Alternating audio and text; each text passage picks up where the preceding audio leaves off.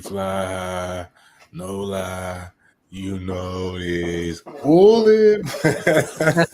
And with all that being said, I've decided to continue my athletic and academic career at the Stanford University.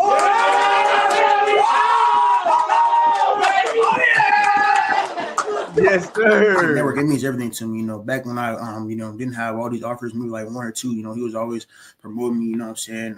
Trying to get me on the radar, this guy, you need to look out for him.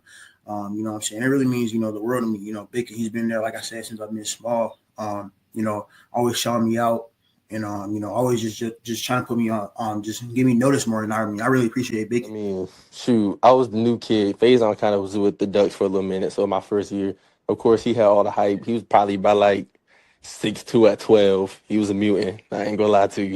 He was a mutant. But I mean, from then you could see just the potential he had. I mean, I'm not surprised he's the number one quarterback. If you would have seen him in youth ball, you would have thought he was the number one quarterback in that class back then. So I mean, like going against him kind of like prepared you already for like what high school was. I mean, he looked like a high school quarterback around that time. So I mean, like trash talking with him. He's more quiet though. I will say that he don't talk that much trash. But I mean, like trash talking with him, going out there and hitting drills with Faison. I mean, I kind of like just builds you ready. I mean, hopefully I play against him in college. I would love it. As y'all know, this is the Sizzling News Podcast.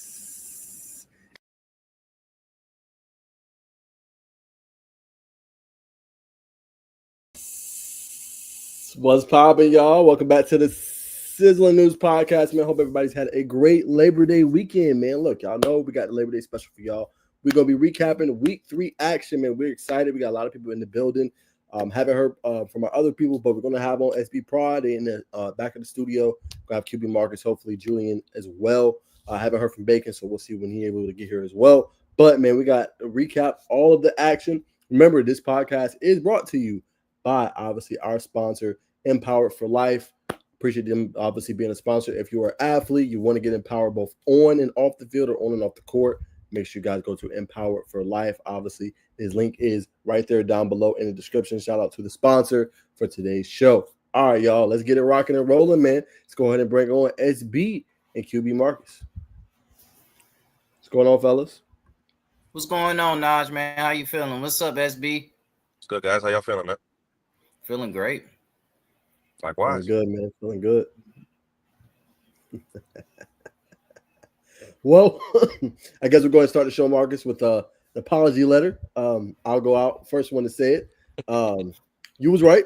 My apologies on, obviously Kel and Sequoia. So I got to give you your props, brother. I did not expect that. Like I said, this was a team I've seen in the spring. I felt like they were pretty good. I still think Kel is pretty good, but I did not expect that kind of effort on the road. Wilbur Jenkins the real deal. We've known that. 221 rushing yards, 3 touchdowns. I just thought this Kel team, well, what they have at the helm with Coach Bobby May, obviously Coach Ferdinand, obviously Coach Dwyer. I just thought this was a team that was going to go in there and handle their business because, like I said, they're talented across the board. You know what I'm saying? I don't know what the discrepancy is there as far as, just that game, but I think this will be good for them in the future because then they can point to this game when the kids get too high or if the kid's not giving that effort in practice and be like, hey, we're not going to do that. But my apologies to Marcus. Marcus was correct. I don't have no crayons or nothing, man, but I am issuing an apology live on the show, man, for me being incorrect and Marcus calling Kel soft. There's nothing I can say on that. 37-6 is crazy. I still believe in Kel, however, but Marcus, you was right. Yeah, they'll be fine. They'll make the playoffs.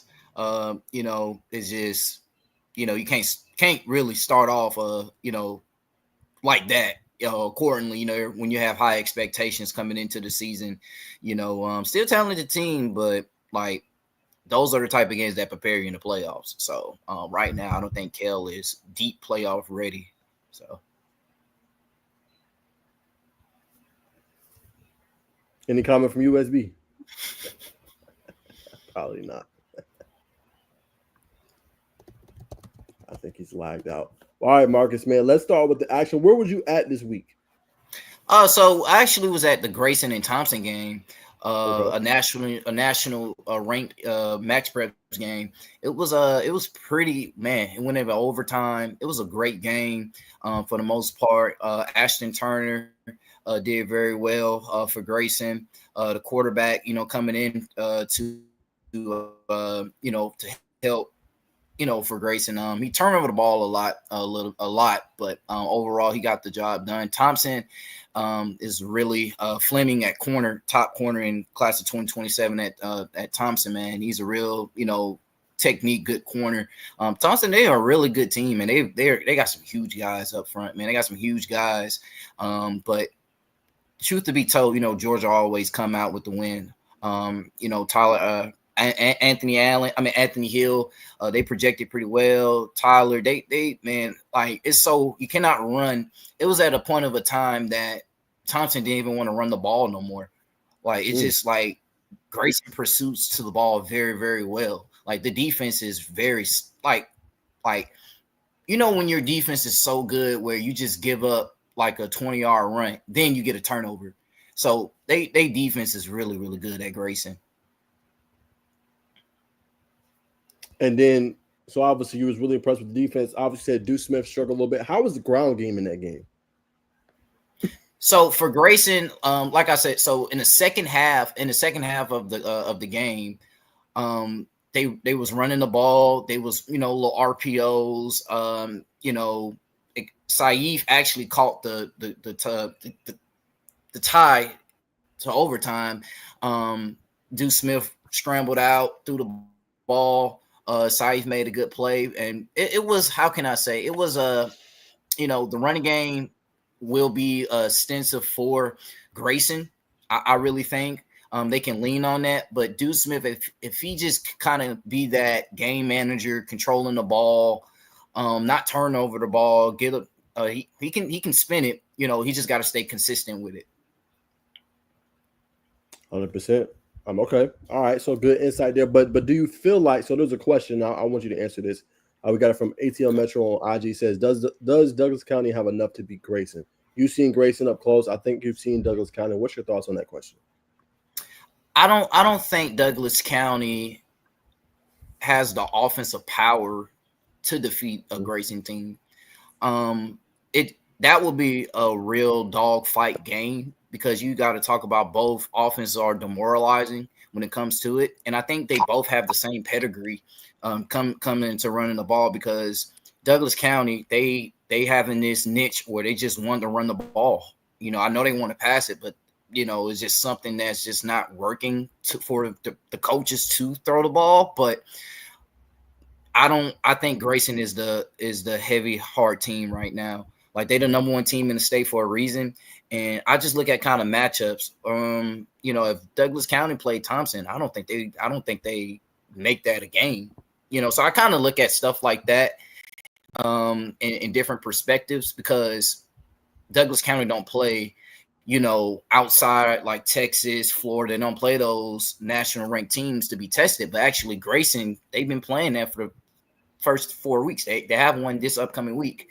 So I don't think Grayson can. I don't think Douglas County can withstand with Douglas County. I mean, yeah, Douglas County can't, be with Grayson. Got you. Any comment on that, SB? Thank you guys. What do you say? Can y'all hear me? Yeah, you're a little muffled. Good, SB. Yeah. Yeah, I can hear you a little bit. I'm a little muffled. A little bit.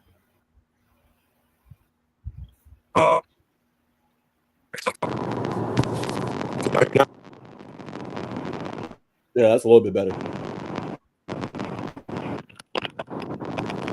Yeah, I mean, that Grayson team is resilient. They're really being carried on. I think that class of 2027 mark on this particular starting to grow up. Deuce is a winner. For a very long time. I think he's going to be fine. He's going to continue to learn and get on. This is getting started for that program since he was 6 years old. They were every year that he played at from 6th all the way to 8th grade, and they won championships. Of course, been there so long, they know how to win. Alongside with that coaching staff, there's going to be some Steve play. Gotta love him. Great receiver, great punt returner. Obviously, the defense, with your London Goggins, your Riley Drews, guys like that, we don't have to do much. Their path to get better. But I'm still taking Douglas County, man. If we're gonna put it down, Wow. we know what this offense looks like without Devin Carter. Devin Carter's a couple weeks away. Talked to his dad at the Florida State game on the sideline. They're looking at that, probably that Buford game. They're probably looking at that one for him to come back. But they don't have to rush him. I think the offense is completely different when having a deep threat like that opens up things for AG, and that helps the running game. I think Grayson is gonna. They're gonna do well this year, and I think they're gonna beat Douglas County in the state championship. I still take DC, man. Shout out to everybody in Grayson. Don't kill me though. But it's gonna be a close game. It's gonna be bloodbath, but I still take DC right now. Interesting. All right. There you have it. All right, Marcus, I'm gonna turn to you, man. Obviously, you cover all of the Metro. Just what were some of your biggest headlines, obviously, for this week, man? Just for the biggest one is accordingly Creekside, just manhandling, and you was at that game, just manhandling DeSoto, national ranked team, of course. I think, man, Creekside has the best offense in the state of Georgia. I mean, just putting that hands down. I mean, you can say, Douglas County, you can say, all those other teams, but this, like all the classifications, who actually within putting up a lot of points is Creekside. I think they did a tremendous job, putting up for Georgia, because I don't think no other team will in Georgia. Well, if they had the luxury to, play a team from Texas, but I think they really, really put a stamp to be like, hey, man, we're coming. We're coming, despite any other team in 4A, the Creekside, they really, because, I think the panel, we didn't pick, Creekside to win. So for them, to really put up 70 points is really tremendous. So I got to tip my hat to Creekside on that. And another one, it's more of a shout out. So shout out to Lassiter, Rich Lassiter. They're 3-0 right now. They haven't been 3-0 since 2017, I think. So they got a new offensive coordinator coming from Jones County, Josh Herring. I think, yeah, Josh Herring. Josh Herring coming from Jones County. So we're talking about a new coach with a quarterback named Mitch Seaman. Mitch Seaman, he's top. Well, in my areas that I cover, he's top 5 in passing yards. But overall, they're doing a phenomenal job. Talking about a team that didn't win over 4 to 5 games last year. So they're making a good impact on that. So shout out to Lassiter and Collins Price, and Mitch Seaman. Collins cold-blooded, boy. Collins is cold. Yeah, Money-making Mitch Seaman. Don't forget the money-making part, man. Money Mitch is like that. And at this point, it's his senior year. I know they had a rough season last year. Shout out to Coach Tim Morris, receiver coach. They balling over there, man. We're gonna see what it looks like for reach and play. But I do want to touch on the Creekside. Woo! That get back up. I ain't gonna say it. Telling you. Now, Creekside, shout out to Coach. Listen, we know what it is. Caden Benson, probably the most underrated quarterback in the state. They got a running game. My dog EP catching deep passes. The defense is solid. Creekside's one of my favorite teams, man. I haven't rooted for a team this much to get the job done as them. They're in arguably the toughest classification in the state of Georgia this year, in my opinion, in terms of tons of parity. So anybody can get it. But I think it's their year, man. It's tremendous for confidence beating a team like that. Belt, is that what the young boys say? Putting Belt to, I ain't gonna finish the sentence, but putting Belt to DeSoto. So shout out to Creekside, shout out to coaching staff, man. 100%. And actually, speaking of, we got Coach Mack in the building. Coach McCrary. Perfect segue, my dog. What's going on? What's going on, Coach? What's up, Coach? What's going on, man? How y'all doing? We're good, man. Go ahead, Coach. The floor is yours. Hey, I'm telling you something. I hopped on here just with Julian. You know what I'm saying? I'm waiting on him to get on here and understand. Because him and Bate gonna apologize to me. They had a nerve to even say the score. Like, I would give up 48 points. I'm going to tell everybody, and I'm not a man of making excuses, but last year when we went out to Texas, we took a couple of kids that we kicked off the team that left the hotel. We played without 12 starters. And not knocking DeSoto, they are a national program, whatever. They still ran the same damn offense. Now I be goddamn, you run the same bullshit and think you're going to goddamn score on me. That's all I have to say. Outside zone, inside zone. outside zone, inside zone, and slot fade is not an offensive scheme. Mm. Mm. My boy Marcus know way more football than the old boy over there. That's a damn terrible offensive coordinator over there. Oh, Terrible. appreciate that, man. Appreciate that, coach, man. Let me lead into this one, man. A lot of people have, sat back and be like, man, is this Creekside team, can they actually leap and go to state this year? So what is the motto this year for y'all to, change the trajectory? I'm gonna tell everybody, like, with this group, we have more depth. We have a team. Um, with 23 with Daquan them, it was more individual. It was more individuals. Even with my son, I'm team 24 class, we had like 5, 6, couple of guys. It was more individuals. Um, with this group, we have a team. Like Delp and the guys, they believe in the program. They believe in the seed. It's all about just winning state. It's not about individual accolades. It's just about winning. It's the whole thing. And I'm telling you, like, and my boy Cole Dixon does a great job taking us to modern day. Like I said about, we 4-4 right now against national programs. Modern day, DeSoto, we lost to West Side, and we lost to Dutch Fort. But we have beat East St. Louis. We beat New Jersey Pep, modern day, and somebody I can't even think, and the Seminole team this past year. So playing them 8 games national the last couple of years have prepared us for tough run. Like I tell everybody, we done won 10 plus games the last 5 years. We haven't lost a region game in 4 years. So the thing is, it's about us. It's Creekside versus Creekside. Like I tell everybody, man, we learned a lot, and we building a lot every day as we go. Well, you said 23. My favorite team is class of 2022.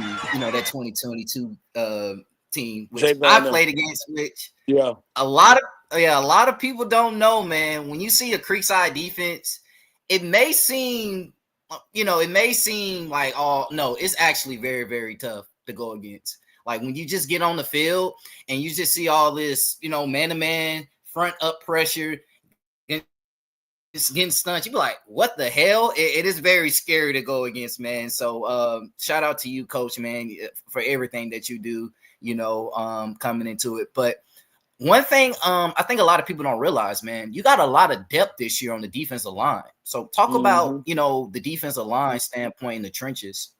So this year we have 9 deep, 7 juniors, 1 senior, and a sophomore. This is the most depth we ever had in the box this year. And so we're able to rotate key guys fresh, play multiple things, 30, 40, 50 fronts. We're going to throw everything at you. Like I told Najeh when we had the interview, we had the DeSoto period, like for 15 minutes starting August the 2nd. We started praying for DeSoto in August.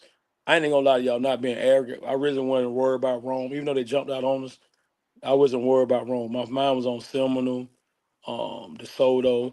Like we have a period for everybody. We think on, like we're getting ready for the playoffs. Like our region is terrible. I'm not gonna go on and say that it's terrible. So we're gonna have a period for Norfolk County, a Carterville period, Benedict period, Blessed Trinity period, like a 10, 15-minute period, just to prepare ourselves for the future and everything. Because I think we have a group to win it, not just get there and just say, oh, we went there. This is the group to win the state championship. Because we playing almost 20 plus juniors. We only have like 10 seniors this year. Hold on, Mark. Coach Hold on, Mac, Coach. you got something done? Man, he wanted to see. I'm waiting on Hold the on. positive for him.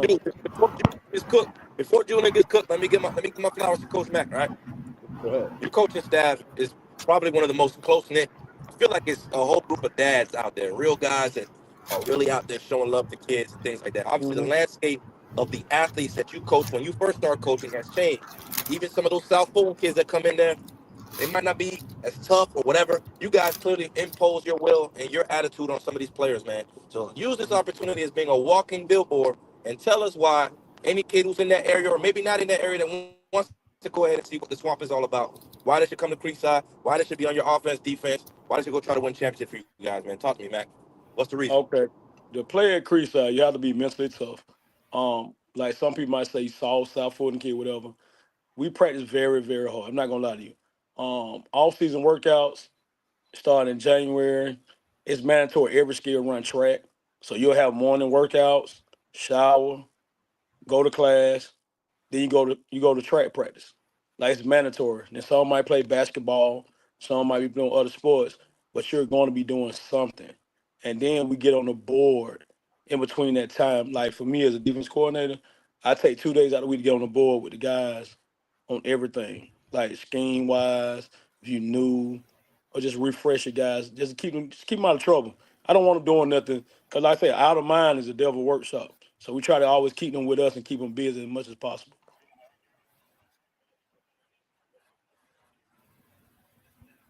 I coach. Go ahead and Barbara. Go get it. I coach Julian. Julian know how I coach. That's why I'm surprised he picked against me. So that's why I went on this apology for my child because I love him.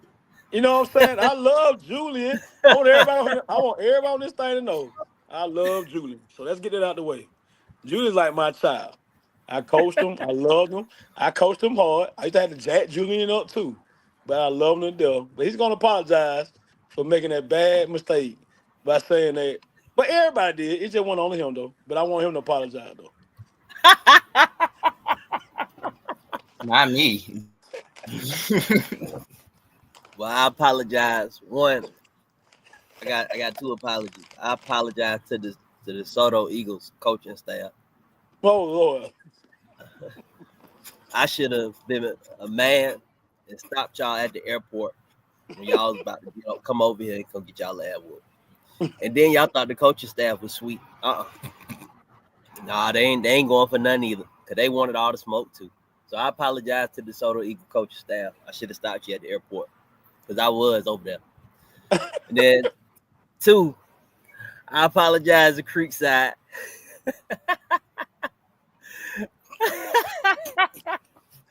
I apologize for picking against y'all. I should have never did it.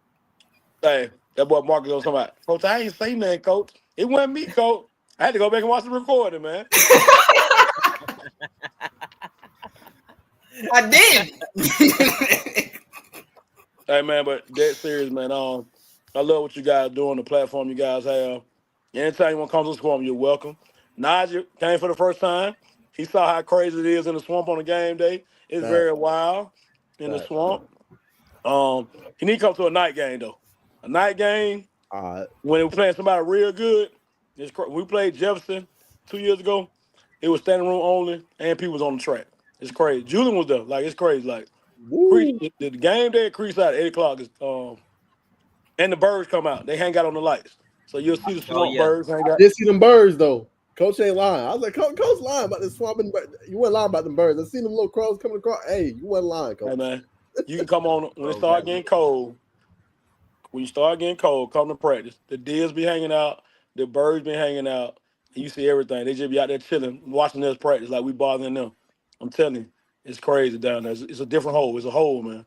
It's different down there. 100%. Coach, I want to ask you. Hold on. I think we got one more that just entered the studio that got an issue apology, and then I'm gonna go with my question. It better be bait, boy. It better be my boy. I know he on here. Oh yes, sir.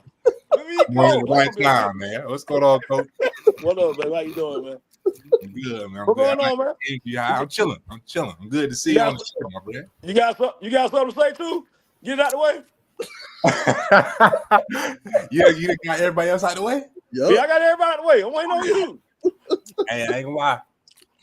From one fellow Southside brother to another, hey man, I apologize for you know what I'm saying, for downgrading the creek, man. Downgrading the boys out the swamp, man. Much respect to y'all, man. I was proud, you know what I mean, to be in the mix and in the number to see that ass whooping. You know what I mean? I appreciate it, man. Yes, sir. But go ahead, Najeh. What you about to ask me, man? Yeah, man. So Coach, you've been, like I said, you've been doing this for years, man. I've always admired how your defense is, physicality on all three levels of that defense. Just for you, like, I don't want to ask where you get your schemes from, but like, is there anybody that you use to help you just get this defense to where it is? I mean, like, you watch any coaches, how they run their defense on the college level. Like, how do you get this team to where it is consistently year after year? So it started when I left Thera High School in the city of Atlanta. I coached at Thera for a minute. Then my next stop was Carver Learner. I learned a lot from Darren Miles, who was at Carver Learner. Coach Miles taught me instead of like either you coaching or letting it happen. So I learned that. I learned that from him, like scheme wise, stuff wise. Like Julian, that was a good group. We should have won state with Julian though. Like we was loaded. I was so mad when we lost to Lanier that year because I felt like we were too talented to even lose that game. But I was a co-DC, so it really wasn't me scheming by myself. You know what I'm saying? So as that, I said, bro, I got to get better and better. So I stepped away. So I went to camps, clinics. I learned a lot. I went to Georgia a lot. I went to Alabama a lot. Because you even watch our defense, we similar old Alabama stuff, but we temper it down to things I know my guys can do. You see what I'm saying? Mhm. So 2 years ago, even with Malik tells them, we was more big guys can move. So I was slanting them more, stunting them more. Then we got big. 24 class was big, big. Big Mackay, who down at Florida, 6'5", 395. Super, who is at West Carolina, 6'3", 280. Shaman, who at Troy, 6'4", 290. You know what I'm saying? We were just huge. So I made them like offensive linemen, but D linemen. Plug holes and let the skill players make plays. You see what I'm saying? So now this year, we're short. Now if you look at our D line, we 5'9"-ish, 5'10"-ish, but them boys can run and move. So now with your fat old lineman, are you gonna move your feet or sit there and try to grab while we standing, slanting, and moving? So it's just clinics. I'm saying clinics and things like that. I'm saying Coach Miles still a lot of me though. Learned a lot from Coach Miles. You know what I'm saying? I learned a lot from Coach Miles on how to put your scheme around your players and not try to make your players fit your scheme. So at Creekside, we changed a lot year to year because a group might come in that's different than the past group, so we can't run that. So you got to run different things to prepare yourself for your group. Gotcha. Go ahead, Bacon. I know you want to ask Coach some stuff. Yeah, Coach. I mean, first I want to ask you, you know what I'm saying? I know you've been keeping up with Javion, number 26. He's like class of 2022, maybe. They had Tuskegee balling. He's still at Tuskegee? Yes, balling. That whole group playing now. Him, K-Quan starting at Tuskegee, Pettis at Sacramento State starting. Daquan just transferred to Georgia Tech playing. Yeah. The only one I'm mad about he ain't in school no more is Kahari Morrow. He's one of my best linebackers ever coached. Athletic guy, 6'2", can run sideline to sideline. But, you know, it is what it is. I still keep with all my kids. Like, I talk to them about life outside of football and things like that. Hey, Bacon, he was the highest rated highest rated defensive player per PFF in their game against Colorado. Daquan White was. I wanted to just point that out. But Daquan's like my nephew, right? Like he's almost like Julian. They're real close tied to my heart. So, you know, it's different. And so that's really what it is, man. I keep on all my kids. Like Rashad Battle, he's at Pitt playing. One of my best kids I had my first year at Creekside. So I don't have some guys, man. I had some real. I tell everybody, I think I pay my tithes good, and I'm living right because from Carver to now, I have coached some guys. I think a lot of coaches don't even get as many chances to coach a group of guys the way that I can say I coached. You know what I'm saying? And because I can tell you, I love Julian. Y'all know Julian's an asshole, but I love Julian. That team we had with Julian, James Gray, Aaron Williams, and them guys, Bryce Wilson. That's one of the most top. That's one of my top defenses I've coaches though. They one of my top 3 that I coached. Well, Coach, if the guys in order to ask you, I got to ask you a tough question. Are you one day gonna look up to the college ranks and potentially go on from there?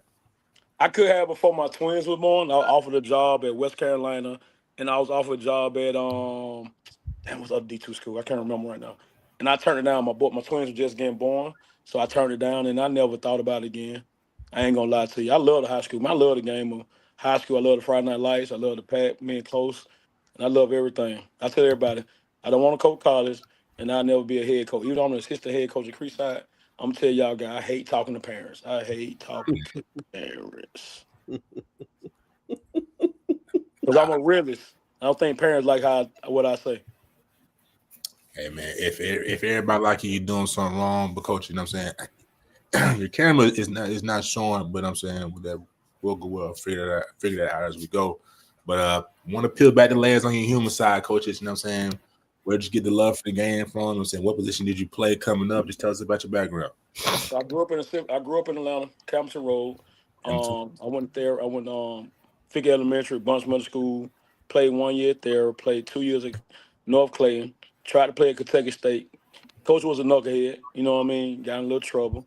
Came home, got myself together. Once my daddy passed away, I got a little more focused with my life, academics, and things like that. So then I just still had a love for the game. And then Coach Rambo came and got me because I was coaching at Ben Hill.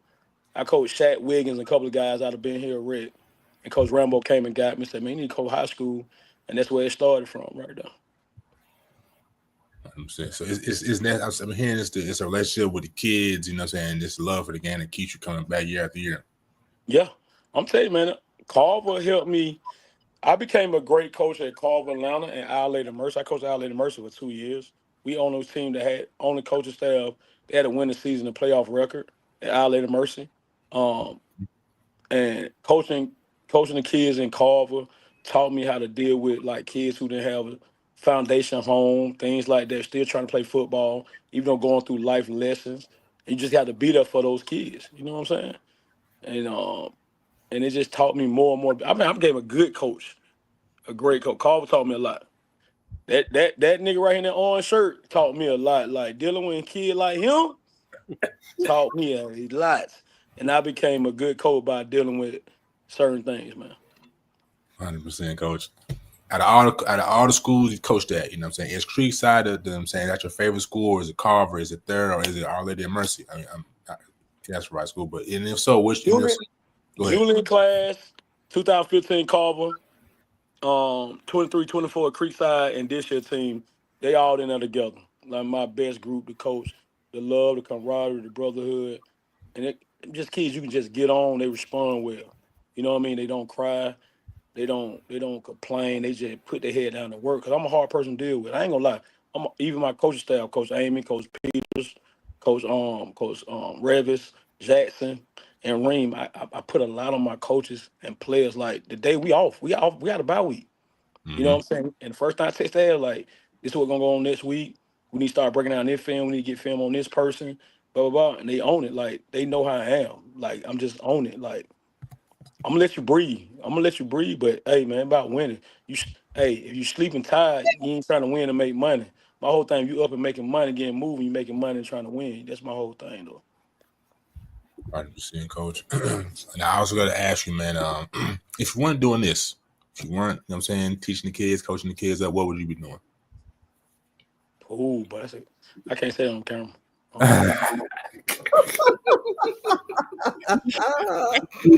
We'll move past it, coach. I'm gonna tell you something, man. Hey, if you see me coach on the sideline, you see my passion, how I am, my demeanor.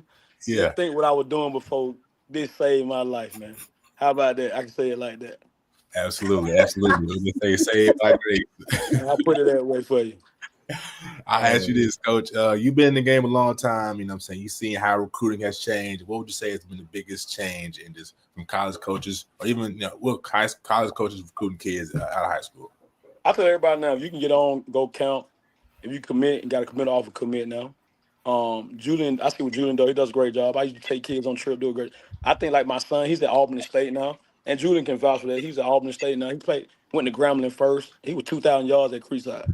He was 3-time All-State. And I think we were trying to wait on that big offer, and they kind of messed him up a little bit. You know what I'm saying? And now I tell a kid, if you got to commit, hold that spot, and just work on something else. Like we could have committed to Middle Tennessee State and held that offer, but we knew we were going to have a good senior, but we didn't think the portal and that was going to mess us up where we had to get stuck with Grambling. Ain't nothing wrong with Grambling State. Don't get it twisted what I'm saying, but you know what I'm saying? Like if you can commit and hold your spot because things can change. You know what I'm saying? Absolutely. But we're talking about my son, a 4-year starter, three-time All-State player, 3,800 yards in 2 years and 40 touchdowns. You know what I'm saying? So it's just a lot. You just got to just know the game is changing recruiting. Last two from me, coach. What's the biggest thing to turn a young man to a man? From a fatherhood standpoint, just being real with that person. I tell everybody, let a boy be a boy. when he's young. You gotta be real with your kids. You gotta be real with your players. As a coach, a man, real man. You gotta be real with your players about life. You know what I'm saying? What's outside of football? What's going on in their life, and what can they change? Because football can change a lot of people's life. And Lando know we had a kid named Delando Crooks. He played football just to go to school free to be a doctor. He didn't want to play football, but he was 6'5". How much Lando weighed? About 290 in high school. Julian. So Shit, he was like 280, 285. yeah, so he really wanted he really played football just to make a better life for himself. And he's in Texas, living his best life. And that's what he wanted to do. He didn't want to play football. You see what I'm saying? So my thing, football is not everybody. But you give football the tools to make greatness of your life as well. That's profound, brother. I appreciate that. Using that as a tool to get to where you want to be. But last thing for me, Coach, I'm looking at the schedule right now. Forest Park, Mays, MLK, Pace. Hey, boy, it might be some good sleeping right now. No more long nights. I can tell you that much. It's gonna be a long night. My thing is, so listen, Coach. Mm-hmm. So if you put up 70 points, versus DeSoto, can we potentially see more than 70 points versus these teams that y'all going to play against in your region? And they're gonna do a running clock 5 minutes into the game. Okay, let me say this though, Marcus. That's a good point though, Mark. But the 24 class was scoring like 50 to 60 points in the first quarter. The game gonna be over quick. Like we had some games start at 7:30. They was over at 9 o'clock. That's what we like. They was over at 9 o'clock. We played Villa Rica. I think my son had 4 touchdowns in the first quarter for like 285, and the game was over in the first quarter. So this team is said probably going Far Park gonna get it, Mays gonna get it, Drew gonna get it, Midtown gonna get it. I can't even remember else in our region. Maynard Jackson. It's just it is Drew, what it is. MLK, and Pace. And Pace and MLK gonna get it. So damn. MLK might not get it that bad. It's on a Thursday night. For one thing about our boys at Creekside, they hate Thursday night game. So MLK might get a 50-point game, 40-point game, 40-0. How do you keep this team from not peaking too quick? You know, you got a lot of easy games. You know, so you got it bye week, man. We about to run their ass in the dirt this week, That's man. what I like to hear. Boy, they about to get it. It bye week. We're gonna watch the film, live. They probably break the record this year. The record is 24, class 24. They ran 150 40s. So we probably break the record of the 40s. Yeah. And the 110. I think the record of 110 is 80. So we'll break the record this week. Keep them humble. Got to keep them humble. Like I texted them this morning and told them, I said, remember, everybody ain't y'all fan. Don't fall for the fool goal. Don't get caught up in the hype. I said DeSoto was sorry. Y'all ain't playing nobody. I said the main goal to win the state championship. We ain't won that. Like we got 5 region championships. They're gonna be 4 straight without a ring. We trying to get the ring. The ring matters now. It ain't nothing else don't matter besides the ring. Like we left the region championship trophy. AD had to go get it. We left it. We won it and left it because that doesn't matter no more. That's not the goal anymore. It's not the goal. Yeah, it's not the goal. Not the goal. Go ahead, Marcus or Julian, if y'all got any questions for Coach, we let him ride it. Yeah. Marcus, you good? I messaged you, Marcus. You didn't make a prediction, man. What I told you. Listen. Like a lot of people think I'd be wrong about half the things. I never in 3 years. I have never predict Creekside to lose.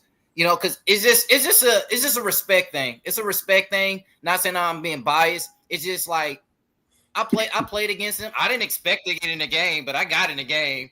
I played against them, and I went against Coach, and it's just like this team. It's moral values you can learn from Creekside. It's just something that is just you just got to respect certain teams, you know, and I respect man. Next year game too, man.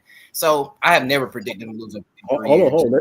Next year game 2. Next year game 2. I'm letting y'all know it might either be Duncanville or Martin Day might be coming to the swamp. So I'm getting y'all the heads up first. Y'all guys come on and get your seat ready, and we get it popping, man. Hey, man, I'm gonna go ahead and tell you right now.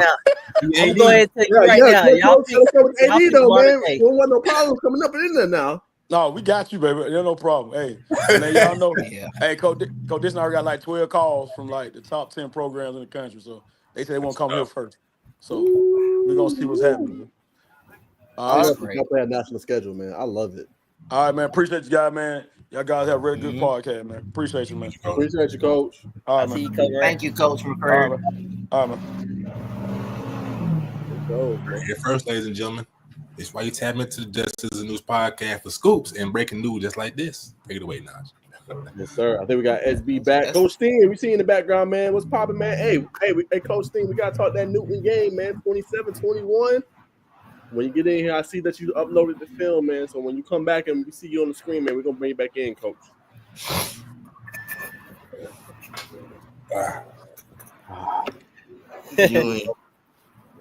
SB, I'm going to start with you, man. What's your biggest takeaway from week 3? My biggest takeaway? Yeah, from week 3. Outside of the apology that you just gave us at the top of the show? Oh, no. I missed it. Yes, bro. What happened when you late, Bacon? Hey, you know what? There's a lot of takeaways. There's a lot of takeaways, right? Obviously, Creekside's the biggest story. That's the one that caught me off guard. I was working the Florida State game. When I seen the score, I had to do a double take. I'm like, damn, that was really belt. So shout out to them. Like I said, hardest classification in the state of Georgia. I'm rooting for them boys to win it. But there's something that Julian said, even though Julian is as dark as the night right now. I don't know what kind of lighting he got going on. There's something Julian said that really threw me off. You dark too, Marcus. Get that light fixed. There's something.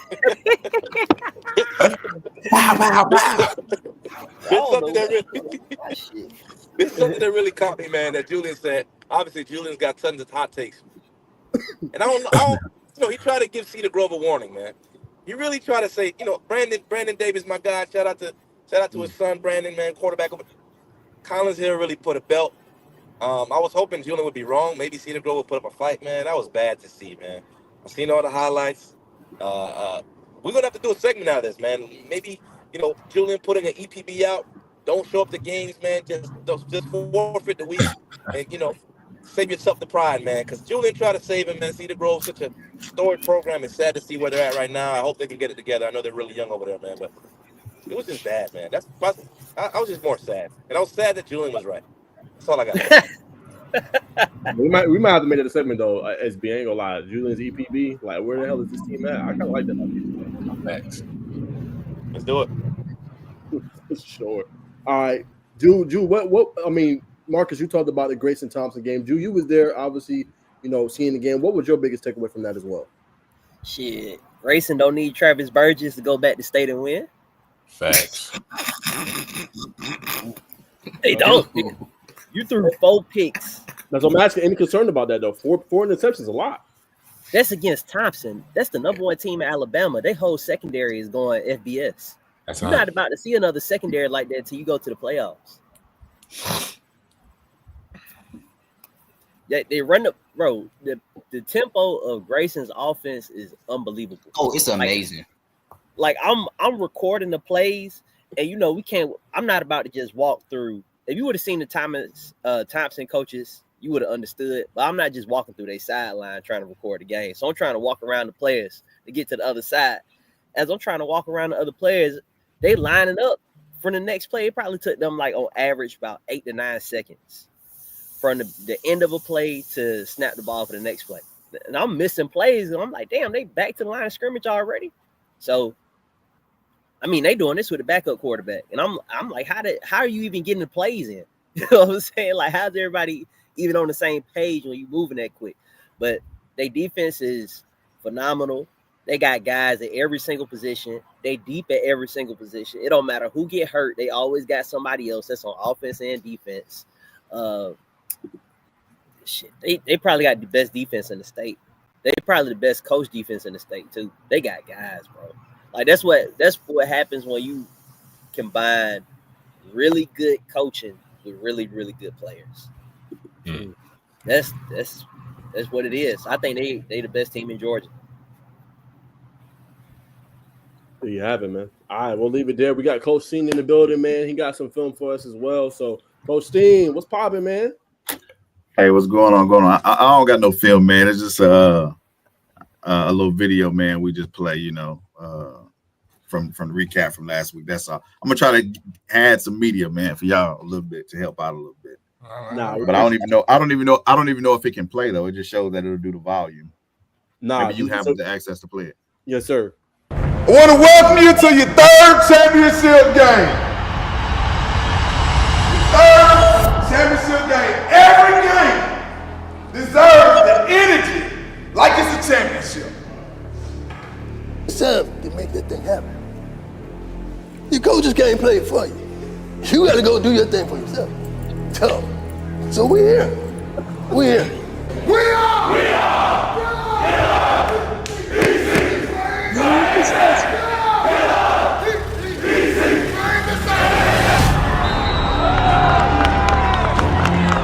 team challenges like they did. I'm telling you, we need that. You gotta be on the news again. I got you. I'm trying to. And how about Kelly? Oh my goodness.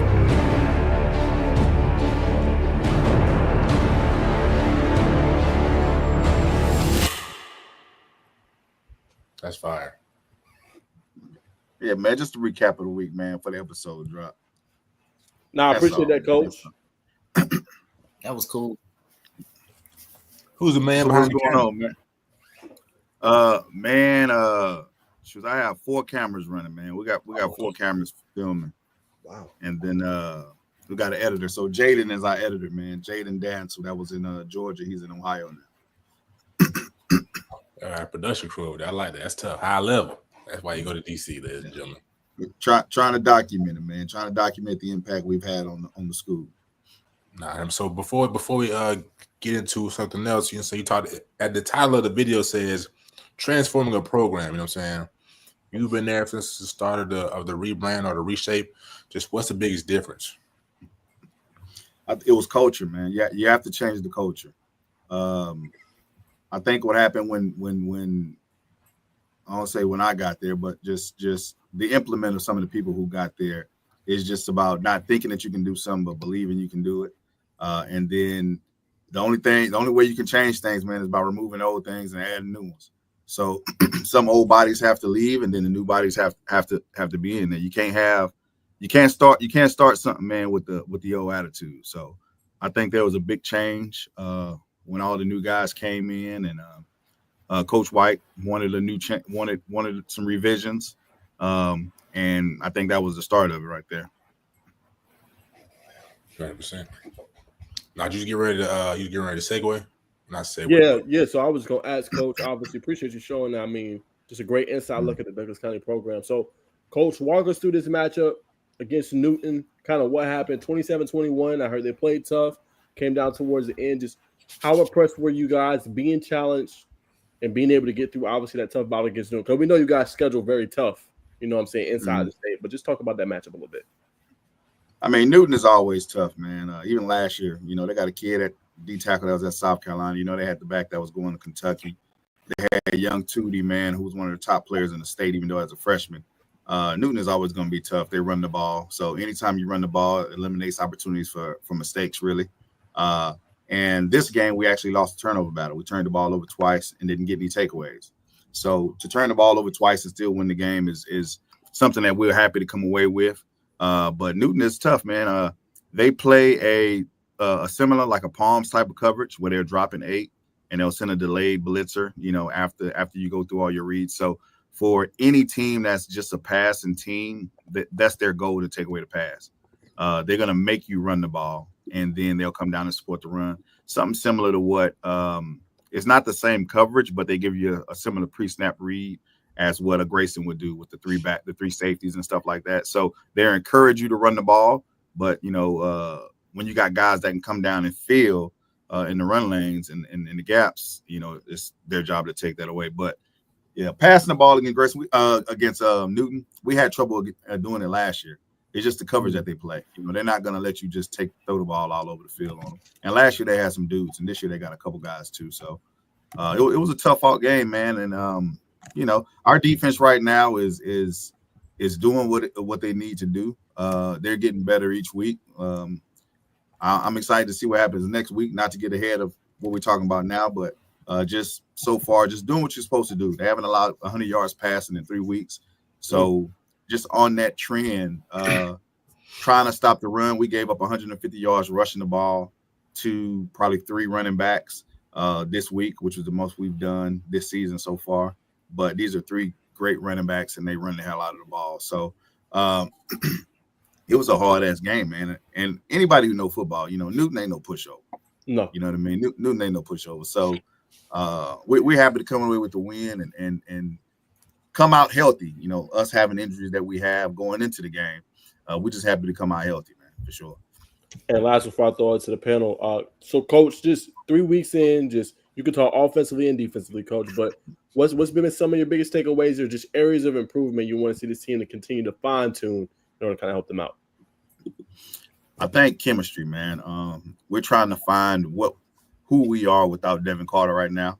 Through the offseason and going into the season, we look to him as the leader of this, not just the offense, but of the team. He kind of took a stronghold over the team with his passion and his work ethic, and what our plans were for him this year during the season. And when he went down, it kind of obviously caught us by surprise. Not even 7 days before the first game of the season. So now you have to change all of your game planning that you had and try to figure out who's up next. Right, we got some young guys, but you can't replace a Devin Carter or Aaron Gregory. You know what I mean? You don't have those just sitting on the shelf. So the young guys are coming in and they're doing a great job, but obviously it's not going to be the same. So we're just figuring that out right now. And then the defense, I think that each week they're getting better.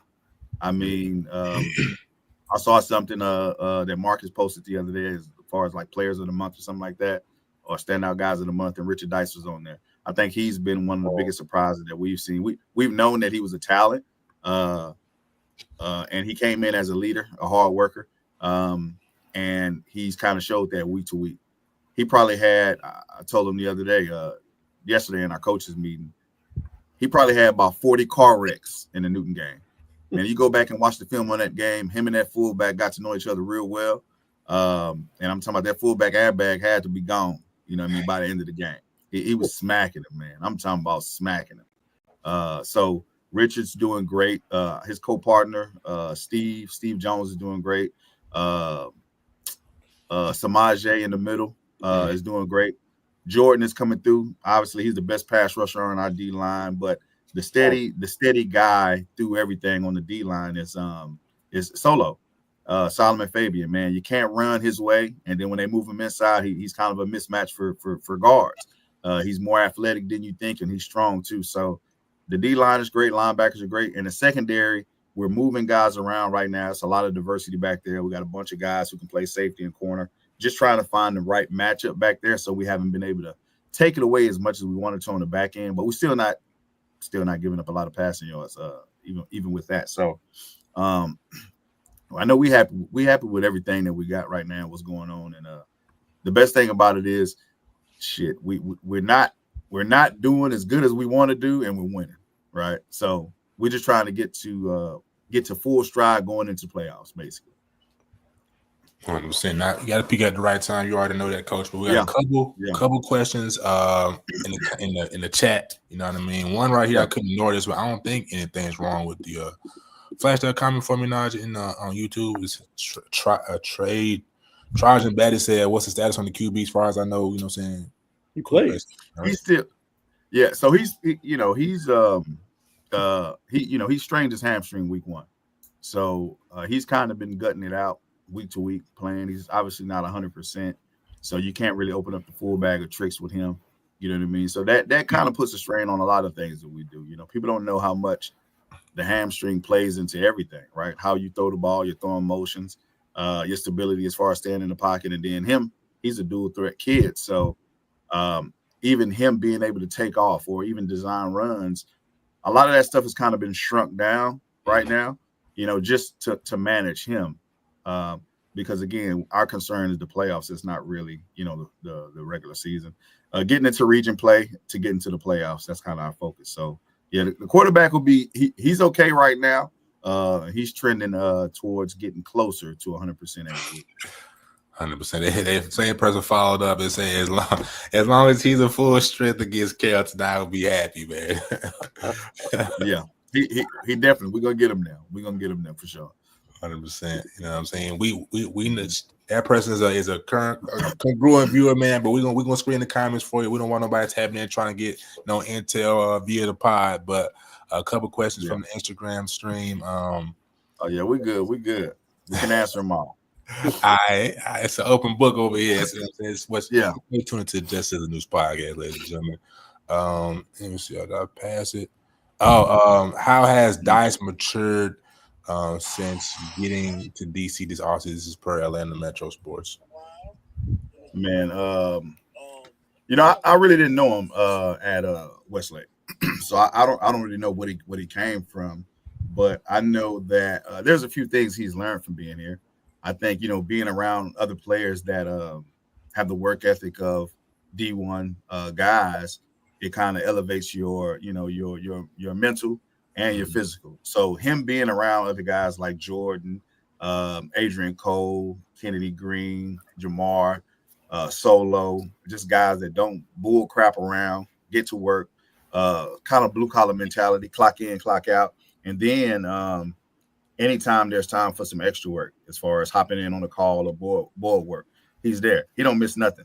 You know what I mean? And then they have a leadership group that he's part of, and he's the first one that tells guys who don't have rides to hop in his car so that no one misses it, as far as them fellowshipping and talking about what's going on in their lives outside of football. But then obviously football comes up, but just to stay on the same page with his teammates. Dice, man, to be a first-year kid at DC, he's definitely one of the leaders on the defense for sure. 100%. Last thing from me, Coach, and I'll throw it back to whoever wants to jump in. I got to keep bringing up Keith Kelly, man, just every year.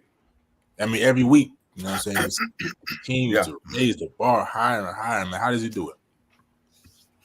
Kiki, man, as long as us in the building, we know, and people in Georgia have seen Kiki from when he was in South Carolina, beating the top youth teams in Georgia. As long as Kiki is healthy, he's gonna be one of the best kids on the field, man. He's just special. He's probably a 5'9" kid that runs like a power back, but he's as quick as a scat back. You can put him in the slot. You can put him outside. He scored his first touchdown from the outside position at receiver. He scored his second touchdown from punt returner. You know what I mean? He scored for us last year on kickoff return. He's going to bust the 60, 70-yard run at running back. There's really nothing he can't do. And as long as he's healthy, I think his biggest goal this year is outside of working out with the school, he would go to the gym by himself personally and work out just to add more muscle mass to his frame and stuff like that. So Kiki is special, man, especially when you pair him with those other two guys. See, people get confused about watching those outside guys when really they need to be watching Kiki. So it's really kind of pick your poison on what you want to take, So I think they're all going to benefit from each other when Devin gets back. But right now, Kiki's in the forefront. I think he leads our team in touchdowns. So that may be trending through the rest of the year, just for the simple fact of how dynamic he is. 100%. Langston Hughes this Friday at Langston. Is there a little nervousness in the building? No. My first year, before I joined the school, I got there the year they lost to Langston 58-3, and then from my experience, I started implementing the things to be a great program, which was the next year, which when we won, I think by 3 points, and then last year we won by a touchdown. Langston is traditionally a very, very good school, but I mean it's all about work, man. If you put the work in, the results will show. So. Although I love the rivalry of Langston, they're just next on the schedule to me. Cold-blooded. You got something, Mark? Mark, y'all have any questions, Coach? Yeah, with Newton, they rushed for like 150 yards, so that basically means y'all shut them down on offense, then, right? I mean, and I don't want to say we didn't shut them down for sure. I mean, even when you go to the touchdowns, like they had I think it was like a 40 or 50-yard touchdown run. If I'm not mistaken, they ran the ball probably over 40 times. I think they passed it maybe 13 or something like that.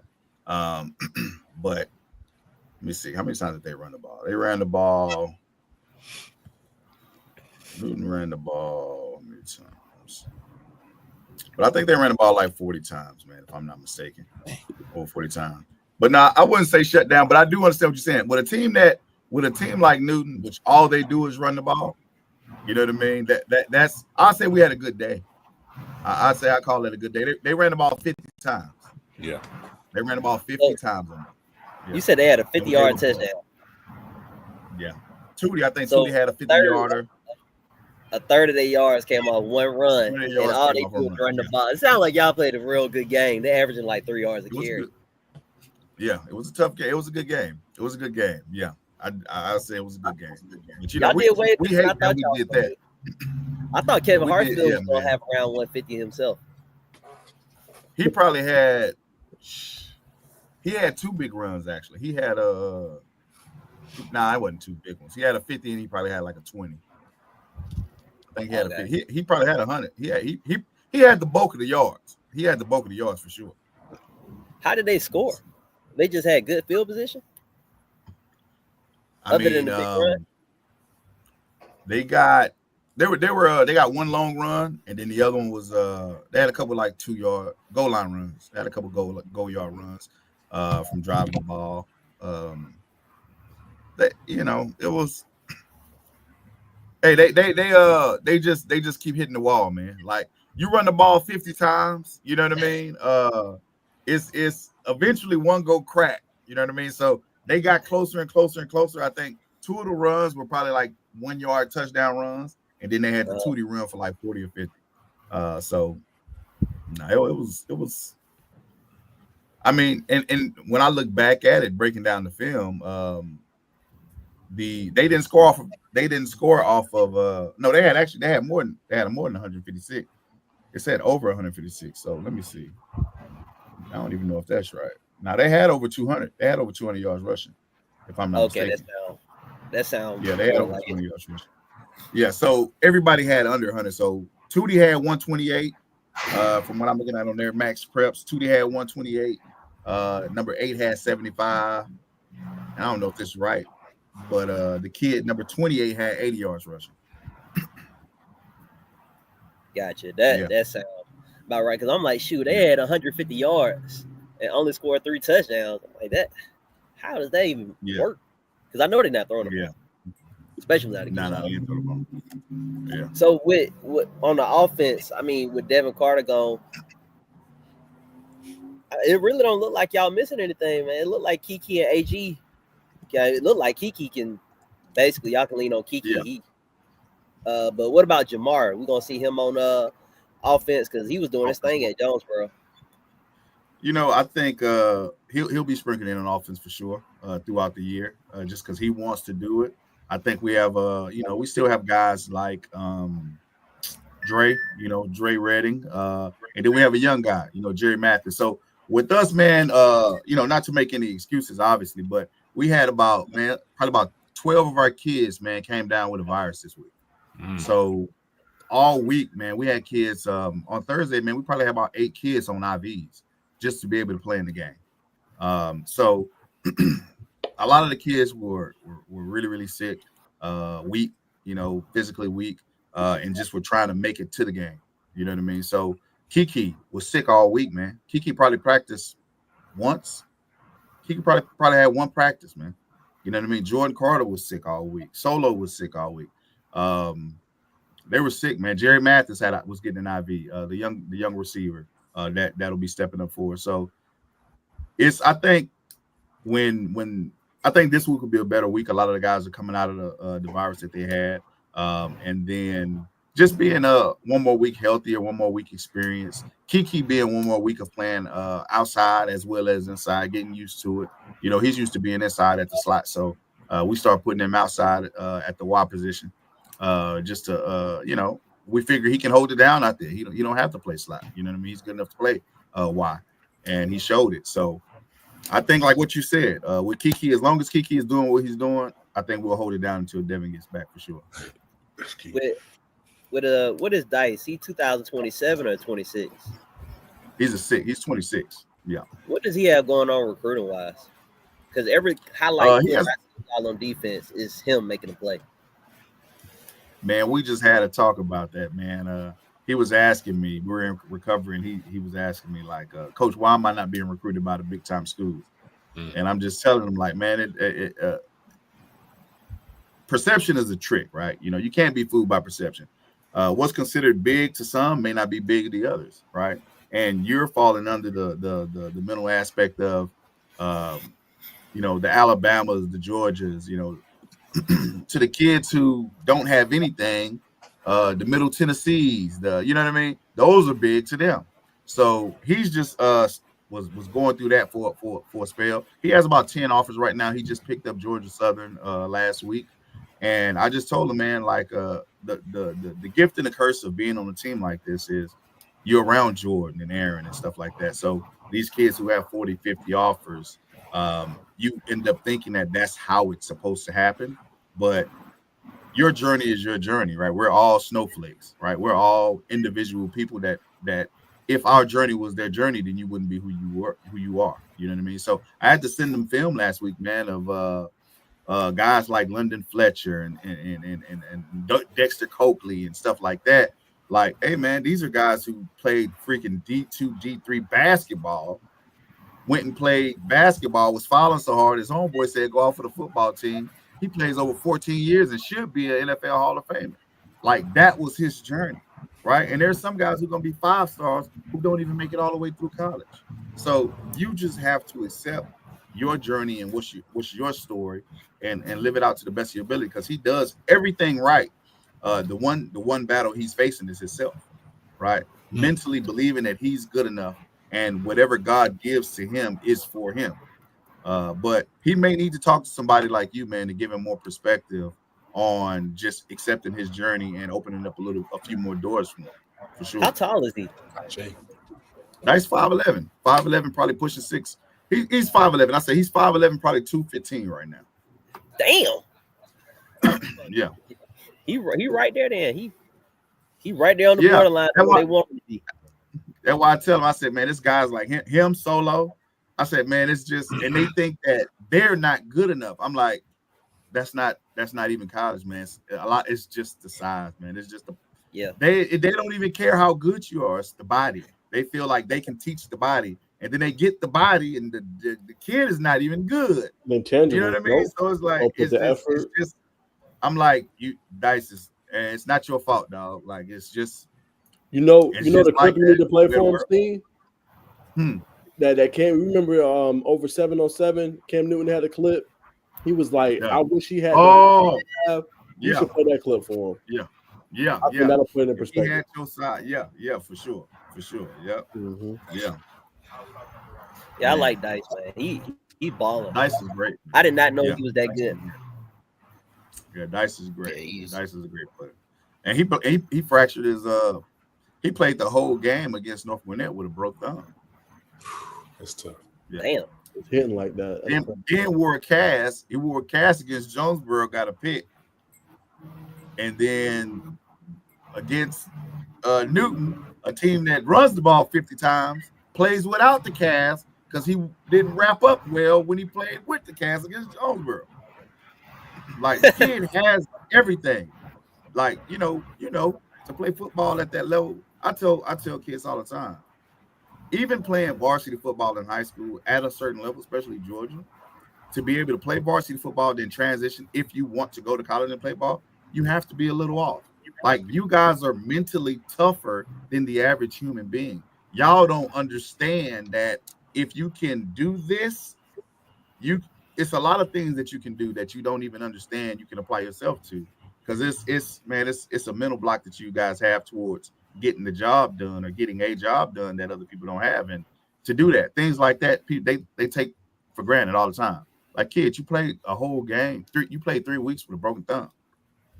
Like, you know what I mean? You telling me you can't go to a smaller college and still have your pursuit dreams to go through college if you want to chase the NFL.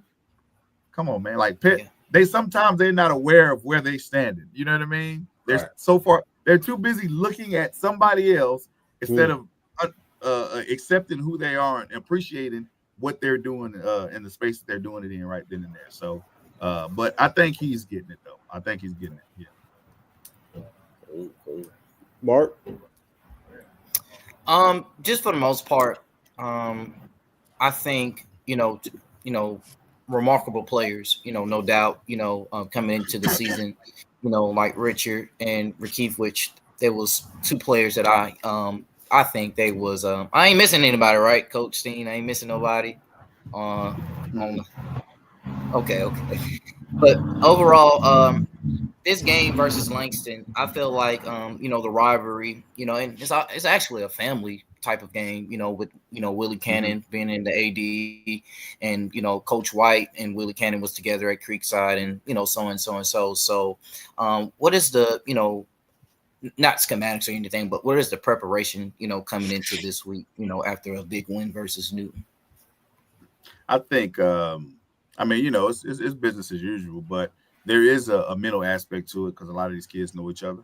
And then obviously, like you said, the AD knows our head coach and our OC and stuff like that. So the mental aspect is this isn't the old Langston though, right? There's a lot of new kids in there. So, and this isn't the old DC, right? So the hangover that you used to have is, the culture of when you walk into a building, just like walking into a Buford or a Grayson, there's an intimidation factor that's there that kids that are younger have had before they even stepped on the field, right? So right now we're trying to establish that intimidation factor, right? The new DC dominates schools. The new DC sets the standard. The new DC, we're the one who we're the hammer, not the nail. And I think that's what our coach is trying to drill home with us. As for when we walk out of the locker room every week, it's don't just beat the team, destroy the program, right? So although he loves them, we want heads to roll after that week, and I think our kids I think they're ready to play against when they're the new kid, when they're the big brothers now, right? Jordan and Solo, all those guys, those young guys, they've been starting varsity since freshmen, but playing against those guys since they got here in 10th grade when they played against the Bowls, Donnie as a senior, the big brothers who they was putting the smack down on us. Now we were coming away with the win, but we walked away wounded for sure. So now it's our turn to leave some people walking away wounded. And I don't think that our kids' mentality. It is. I would be lying if I said it's not personal. They want to inflict pain on Langston. They want to do more than just win the game. You know what I mean? So it's going to be some ill intent. It's going to be a hostile environment at Langston High School. But when you see a hit, Julian, and you think to yourself, I think he tried to kill him. It was probably right. You're probably right. It's a lot of get back. We got a lot of get back to get. Is Marcus that's the gonna be playing this game? Which Marcus? Adam Carter. No. I think he said he's looking at I think October. Okay. I think he said he's targeting October. Yeah. Yeah. He's over there training now with Coach Lou. Okay, cool. Yeah. So I know y'all. What is? Yeah, I want to ask. So what do you think the game plan needs to be on defense to stop Langston? Defense. So without let me see. What do I think it needs? He had Darnell on RKR, 9th grade, and then you got Fat Boy. He was on RKR the very next year. He was a dog at receiver, but you can't just load the box. No. Can you? I mean, I think so. I think I would say, let's say, just taking away from just football, right? Depending on what type of offense they run, their RPO. Usually, when you play against RPO teams, you typically play a little bit more aggressive, I would say, on the back end. And it's hard to say without seeing the game plan. But I'll say this: look, Darnell is a good quarterback, right? You got Fatton, you got Carson, you got Zay, you got Deuce, you got a decent old line. I think they can do pretty much anything. So I think the game plan is just to go out and take away what they do best. I think they're typically still a running team. You know what I mean? Yeah. You got two college running backs. So I think the number one goal is to stop the run. Definitely stop the run and then focus on the pass in situational. Yeah, for sure. We're going to go to Mark in 1 second, but Coach McCrary, the DC, I don't know if you've seen, we had him on earlier. Coach Steen, he said, "Tell Johnny, let's get a game. We'll come to DC first." Hey man, we've been trying. We've been trying. Hey, McCrary, man, we've been trying to get that game for 2 years, man. Y'all already know, dog. Don't even do that. Don't even do that. I ain't saying nobody ducking, but we've been trying to get that game for 2 years, dog. What happened with the spring game situation? It was supposed to be like y'all, Creekside, Harvard, Columbus, and I think there one more. Well, I think we were actually supposed to. Well, I'll say this on our side. We actually had Creekside on our schedule all the way up until I think a week before the season, or not, maybe a week before maybe a couple weeks before the season, and then they end up having DeSoto. They get DeSoto game. So we didn't cancel the game, to my understanding. I heard that they said they had a better opportunity, but we've been waiting for that game for the last 2 years, and we didn't get it. But I would definitely tell Coach White, we see, look, and I know why he look. I know why he's saying that now. He didn't want to see. Look, you know what? I'm not gonna go into this. I'm not even gonna go into this. First thing in the morning. I'm not even gonna go into it. Because look, I'm gonna tell you like this. High school and college are similar, right? It's not the pros. You get kids come in and get out every year, right? So when you play somebody is strategic at times, right? So we've been trying to get that game for the last 2 years. If anybody know, DC put out an APB for games because we couldn't get games a couple years ago. So that's it. That's how we ended up getting Buford and the Newtons and then the Benz. We had to get those games because we couldn't get games. Right, and the extension was there for the reunion for White and Creekside, and we thought we had it, and then it just disappeared, man. But we want, hey, look, we're gonna work on it. We're gonna work on it. We know we ain't. Look, we know we ain't DeSoto. We ain't DeSoto.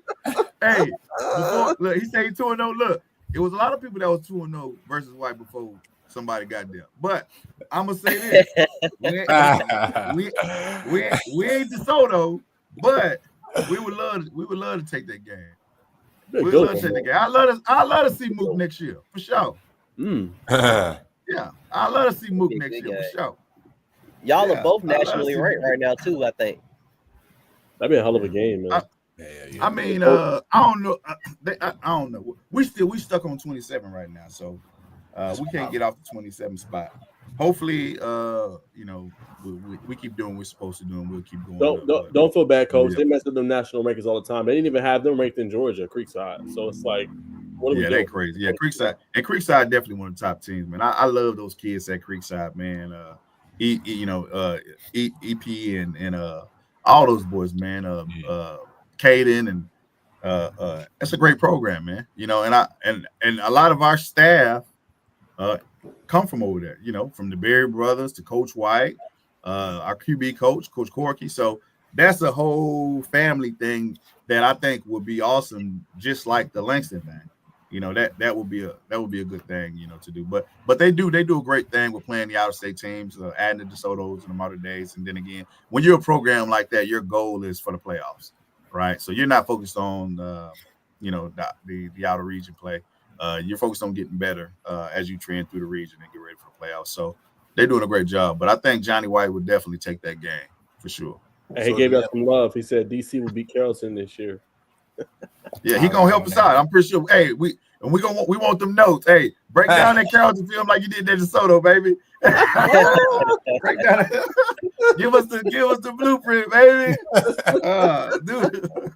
Nah, but I'm surprised y'all didn't have any out-of-state We games. see y'all play an out-of-country, out-of-state team. We had a couple. We had an opportunity last year, and I think this year, but the cost of it, man, is we didn't have the budget for it. We were offered to play American Heritage on ESPN in Florida this year, but the time frame that we had to raise the money to get there, I think ESPN covers they cover like a certain part, but then you have to cover the rest. And it has to be a good financial move for the program. You know, it would be good for football, obviously, for people to see that, but you really can't go business-wise into the negative with your football program when you're trying to develop a program and help kids. Real quick, Coach, I don't want you to explain too much, but obviously you said, so like, let's say like ESPN wants to broadcast your game, right? So you got to pay, like they pay a certain percentage, so you got to pay like for your kids room and board, like, you know, for them to get in and out, like what does that just hypothetically look like? So the reality of it is those ESPN games don't pay anything. So I think what happens is I'm not sure for all cases, but in my personal experience with our out-of-state game, they were offering to, I think, cover room and board, but we had to pay for transportation to get there and get back. Well, you know, when you're dealing with 100 kids, even if you do buses, that can run you, you know, $60,000 when they want you down for 3 to 4 days, and you have to commute there and commute back. But you know, it was a pretty good deal. If we would have had a little bit more community support, we probably could have pulled it off. I think it would have cost us probably like between 40 to 50,000 to get down and get back, something like that. But yeah, ESPN doesn't do anything, man. I think they give you like $1,000 for the rights to the game. But other than that, that's it. You don't get anything else. Yeah, that's chunky. Yeah, and you may, depending on negotiations, you may be able to negotiate like a portion of the gate of the home team where you're traveling to. But all of that's like, you know, negotiation, logistics type of stuff. But yeah, it's not really. You don't really get paid for the game though. It's they do it more of for exposure and opportunity. Yeah, you're gonna come out with an L almost every time when you're trying to transport 60 to 70 kids plus coaches and trainers and stuff like that. We had to deal with that stuff. Equipment and even us going to, you know, it costs a lot. Just to go to North Carolina play 707, man, that costs upwards towards $20,000. When you talk about commuting for a couple days, staying, housing, food, you know, so it's just, you really have to be a well-established program, which we're definitely getting close to it, to do more stuff. So that's why we're branching out doing it now. We may be trending, depending on how things work, to take an out-of-state game next year. And then obviously it has to fit into the projections as far as ESPN, right? It has to be a viewable game, right? So they're not just gonna let two Joe Schmoes, you know, play on ESPN. Not only do we have to want it, ESPN has to want it too. You know what I mean? So we've propositioned it. I'm surprised that us and Buford aren't on ESPN this year, but I think they do. They lean more towards the out-of-state games. I think the one game I seen that was an in-state ESPN game was Langston Carrollton. But you're dealing with Air Nolan and Julian Lewis at the time. So unless we get two, you know, juggernauts like that, it probably won't be two in-state teams that play on ESPN. It'll always be out-of-state, so they can pull from two markets. They can pull two different states, right? You want to pull the whole state of Georgia, you want to pull the whole state of California, or the whole state of, you know, Florida, or whoever else it is. So you can't. It doesn't work for them market-wise when you just do Georgia, you know. So. Gotcha, Coach. And I guess, like, before we let you rock, Coach, just who's some of your top performers, Coach, just from this past week, just that caught your eye? It could be DC, it don't have to be DC. Overall, man, I was so locked into our game. Let me see who else. Tootie did a great job against a great defense, and especially being a sophomore for Newton. He really impressed me. But outside of the DC game, who all played this past week? I saw the Grayson game, what's the name game. Then you had the What other games were? Yeah, Rome, and you had Carrollton.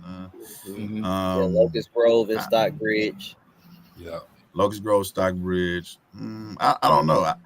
I don't know really much. I think I just stick to our game. I think for me the people who impressed was I think Marcus hit the nail on the head with Dice.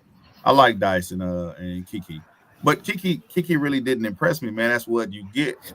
You know what I mean? He doesn't get enough notoriety in the state of Georgia for sure. As far as the type of talent that he is, I stack him up against anybody. But other than that, in our game, I really wouldn't know who to say. Yeah. Got you. Any other questions I got for Coach, man? Not really, just for the most part. I'm gonna say QB Marcus did say that we wouldn't beat Thompson. He did say that. Man. I don't know. You talking about Thompson from Alabama, right? Yeah, he's talking about Thompson from Alabama. Yeah, they're no pushover. I know they ain't no pushover. I know they ain't no pushover. But you talking about? You didn't even say it was a push. You didn't even say it was a push. You said we could beat them.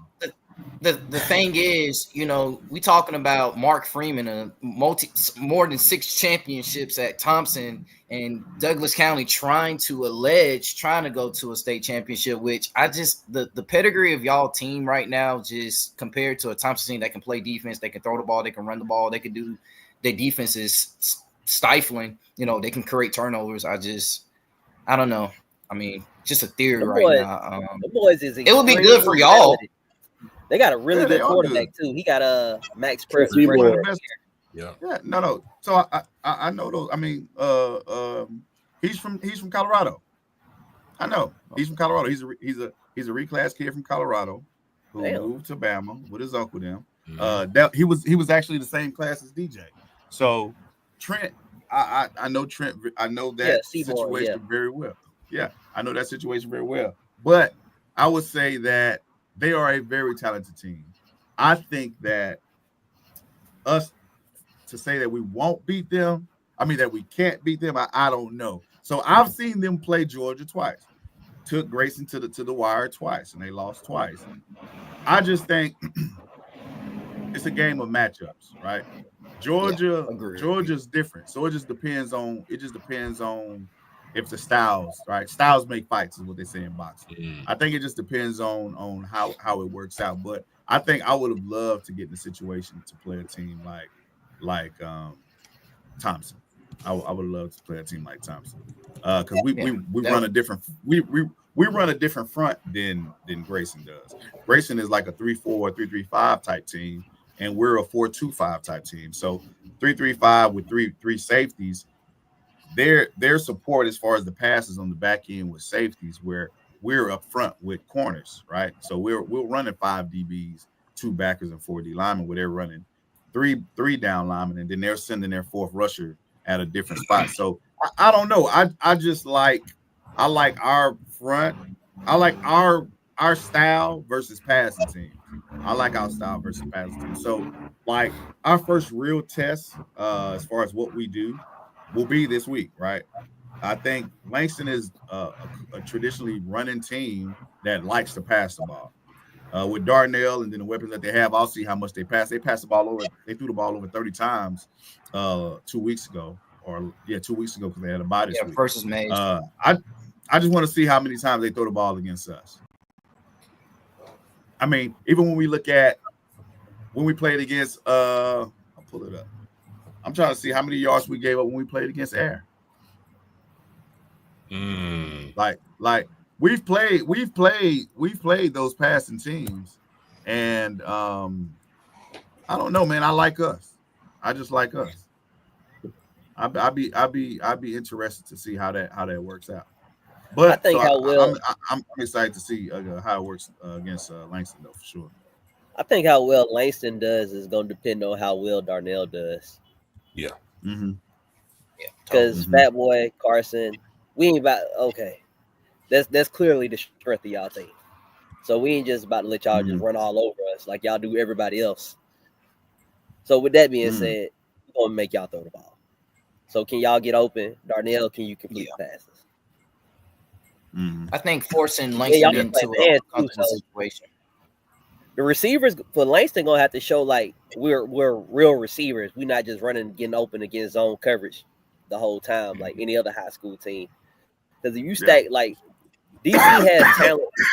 Shit, DC and Grayson Thompson, shit, they all the same. They got talent at every single position. They loaded. So it's not like you got to sit back in zone. You can go up, stack the box, and you can play man to man, play one man free, one high safety, and send like 5, 6 people. Sometimes you even send 7 people, have them peel with the running back if he go out for a route. So the receivers gonna have to show how good they are, and Darnell gonna have to show his ability to get the ball out his hands really fast. Yeah, because you can't just sit back there with Jordan Breeze rushing you. I think he led 6A in sacks last year, or he was second. Yeah, and the year before that, I think he had 15 sacks. Like, so it's just like I say, passing teams. I mean, I'm not gonna say I welcome it, but since I've been at DC, we played Aaron Nolan, who was committed to Ohio State at the time. He only threw for 200 yards, 1 touchdown, 1 interception. The next year, which was last year, we played against C5. C5 threw for 100 yards, 1 touchdown, 1 interception. So I don't foresee anybody really throwing for over beyond 200 yards is beyond me. You know what I mean? I don't know. You know what I mean? So I would like to see if they can get over 200 yards passing. But I don't know, man. And I think this is probably the best secondary we've had in the last 3 years. So, you know, I actually welcome a team that wants to throw the ball.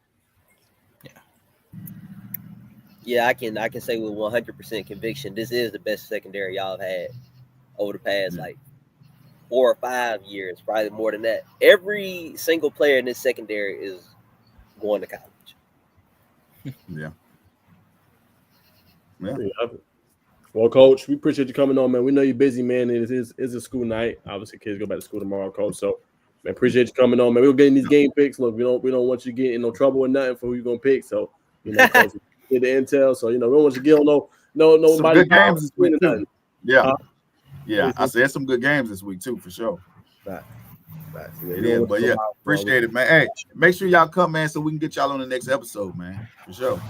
Hey, we in the building. I think I'm gonna put one of these on the next episode. yeah, for sure. I got you. Appreciate you, Coach. All right, thank y'all, man. Yes, sir. Yeah.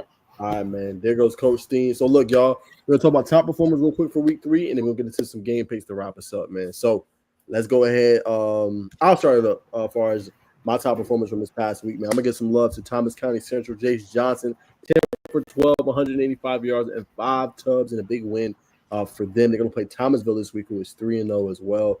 Shout out to Thomas County Central, another big win over Florida State, dominated them boys. All right, next one, I'm gonna go Ced Kelly of Creekside, 5 touchdowns. I think he had over 200 all-purpose yards. Electric, catching the ball, running the ball, couldn't be stopped. Phenomenal performance for him, man. He gets my second top performer. And then up next, man, I got to give some love to my dog out there at Jefferson, man. You know, he was doing his thing, man, and that's obviously Max Brown, man. In this one, lit it up. He had a 92-yard kick return for a touchdown, and he also rushed for 139 yards and 2 touchdowns in a big win for the Jefferson Dragons. Shout out to him, man. He absolutely balled out. He's a stud, Clemson commit. Hey, playing just like Big Bro, who's that Clemson had a big game on Saturday night, obviously, against the LSU Tigers. All right, rolling. Amari Latimer, got to give him some love and some credit. 212 yards on the ground on 30 carries. He had 2 touchdowns as well. Kid is electric. Wisconsin commit. Very special. Has a big bright future ahead of him, man. And Sandy Creek won't be the same without him. He's been balling out. And last but not least, got to give some love to Stevenson defensive line. Man, them boys is different. Big win against Dutchtown, 40-7. KJ Green had 3 sacks, 4 tackles for loss, and Sergio Mason, my guy, had 5 tackles for loss and a forced fumble. Them boys is vicious. So I want to give them boys some credit. Bacon, I'm going to throw it to you, man. Your top performers from this past week. Man, I'm staying close to home. My first 2, man, everybody should know his name by now. Woody Shinetti, you know what I mean, was leading, I believe, all of GHSA in running and rushing yards. We all know game 1 versus Stars Mill. He had 252 on the ground, 13 carries, averaging 19.4 yards a carry. That's crazy work. Second, man, I'm going, you know what I'm saying, to a name you not know well, Najeh. It's Bryson Davis, man, putting up crazy video game-like numbers. I believe he had like 14 tackles 1 week. I believe through 3 games, he got 46 tackles, 2 TFLs, 1 sack, 1 forced fumble. You know what I'm saying? That's definitely a linebacker that's climbing. That's climbing. And, you know, I got to stay close to home once again for my third pick. And I got to go my boy Caleb Hill, man. If you haven't seen that hit, that truck. Oh, my God. Cut my boy's head off. From my helmet, head off, whatever you want to say, man. It's time to start taking real serious consideration into Caleb Hill being one of the best quarterbacks in the state of Georgia. That's what I got. What you got, you? Shoot. Well, y'all already said Kelly. Y'all already said somebody. Amari and what's the boy name? Caleb. So I got to go with the obvious one. You see it? Yes, sir. Yeah, he's been balling. Terry is favorites, baby. Bleed blue. They call him red, but he bleed blue. 5 rushes, 56 yards, average over 11 yards per carry, 1 touchdown. 6 catches, 142 yards, 2 touchdowns. So that's over 200 yards from scrimmage, 3 touchdowns, and on defense, he had an interception. That's my guy. That's my top performer. There it is. Doing his top performer. We're doing this all layout so y'all boys can clip this and put it on y'all social media, man. So go ahead, Marcus. What you got? For the most part, I want to shout out to Tristan Lester. Put up a tremendous game versus Alpharetta. I think he did a tremendous job stepping up, you know, for a defensive game. Had 2 sacks and a fumble recovery. So shout out to my guy Tristan, man. Tristan doing a phenomenal job, man. They're trying to seek back Old Milton. Only one Marcus. Oh, go ahead. My other pick, shout out to Jaden Duckett. Jaden Duckett, quarterback at Sprayberry, had 3 passing touchdowns in their win versus Kennesaw Mountain. So shout out to Jaden Duckett. He's doing a phenomenal job. Very, very sleeper quarterback that can run, that can throw, can extend plays, and he was just having a day with this receiver, Kobe Lewis and Jordan Emmons. All right, there you have it, man. Let me go and give y'all a South Georgia update and try to cover the entire state, man. Lowndes got a big win against Central Gwinnett, 37-6. Mason Wood was electric in that game, 157 rushing yards, 3 touchdowns on 20 carries. Lowndes rushed for 276 yards in the big victory for them. The Dogs to beat Doherty, 52-3. Deron Foster, who's a phenomenal 171 yards on 13 carries. Marquise Fennell, he had 120 yards on 14 carries. They both scored 3 touchdowns in that major victory. They'll play against Jesuit, Florida on Friday. Colquitt County, they lost to North Gwinnett 21-7 on TV. Jay Lamar still rushed for 149 yards and 22 carries. Colquitt was just limited to 55 passing yards. That is a little bit concerning, especially for the Colquitt County. Can they throw the ball consistently this upcoming year? That may be them getting to a semifinal or a quarterfinal this year if they can't throw the ball better. But we'll leave it there. We already talked about Thomas County Central. Big win, 51-7 against Florida State. Got to give a shout out to Cooper Creech, 2 for 2 passing, 80 and 48 yards to DJ White. Excuse me. Deuce Lawrence rushed for 188 yards, and Jamarian Patey rushed for 107. Lee County beat Tip County 41-33, a shootout. Jordan Bush, the backup quarterback, rushed for 224 yards and 3 touchdowns in the win. 60 yards, and Frank Bush returned an interception for 60 yards and a touchdown. Last but not least, a surprising score. Houston County beat Perry 12-7. Ryan Maxwell was 17-29 for 184 yards and a touchdown in the victory. Weston R had 8 solo tackles. Just wanted to update everybody on that. Go ahead, Bacon. Throw me back on the screen. Nah, give me the full wide screen, man. We got a big guy, man.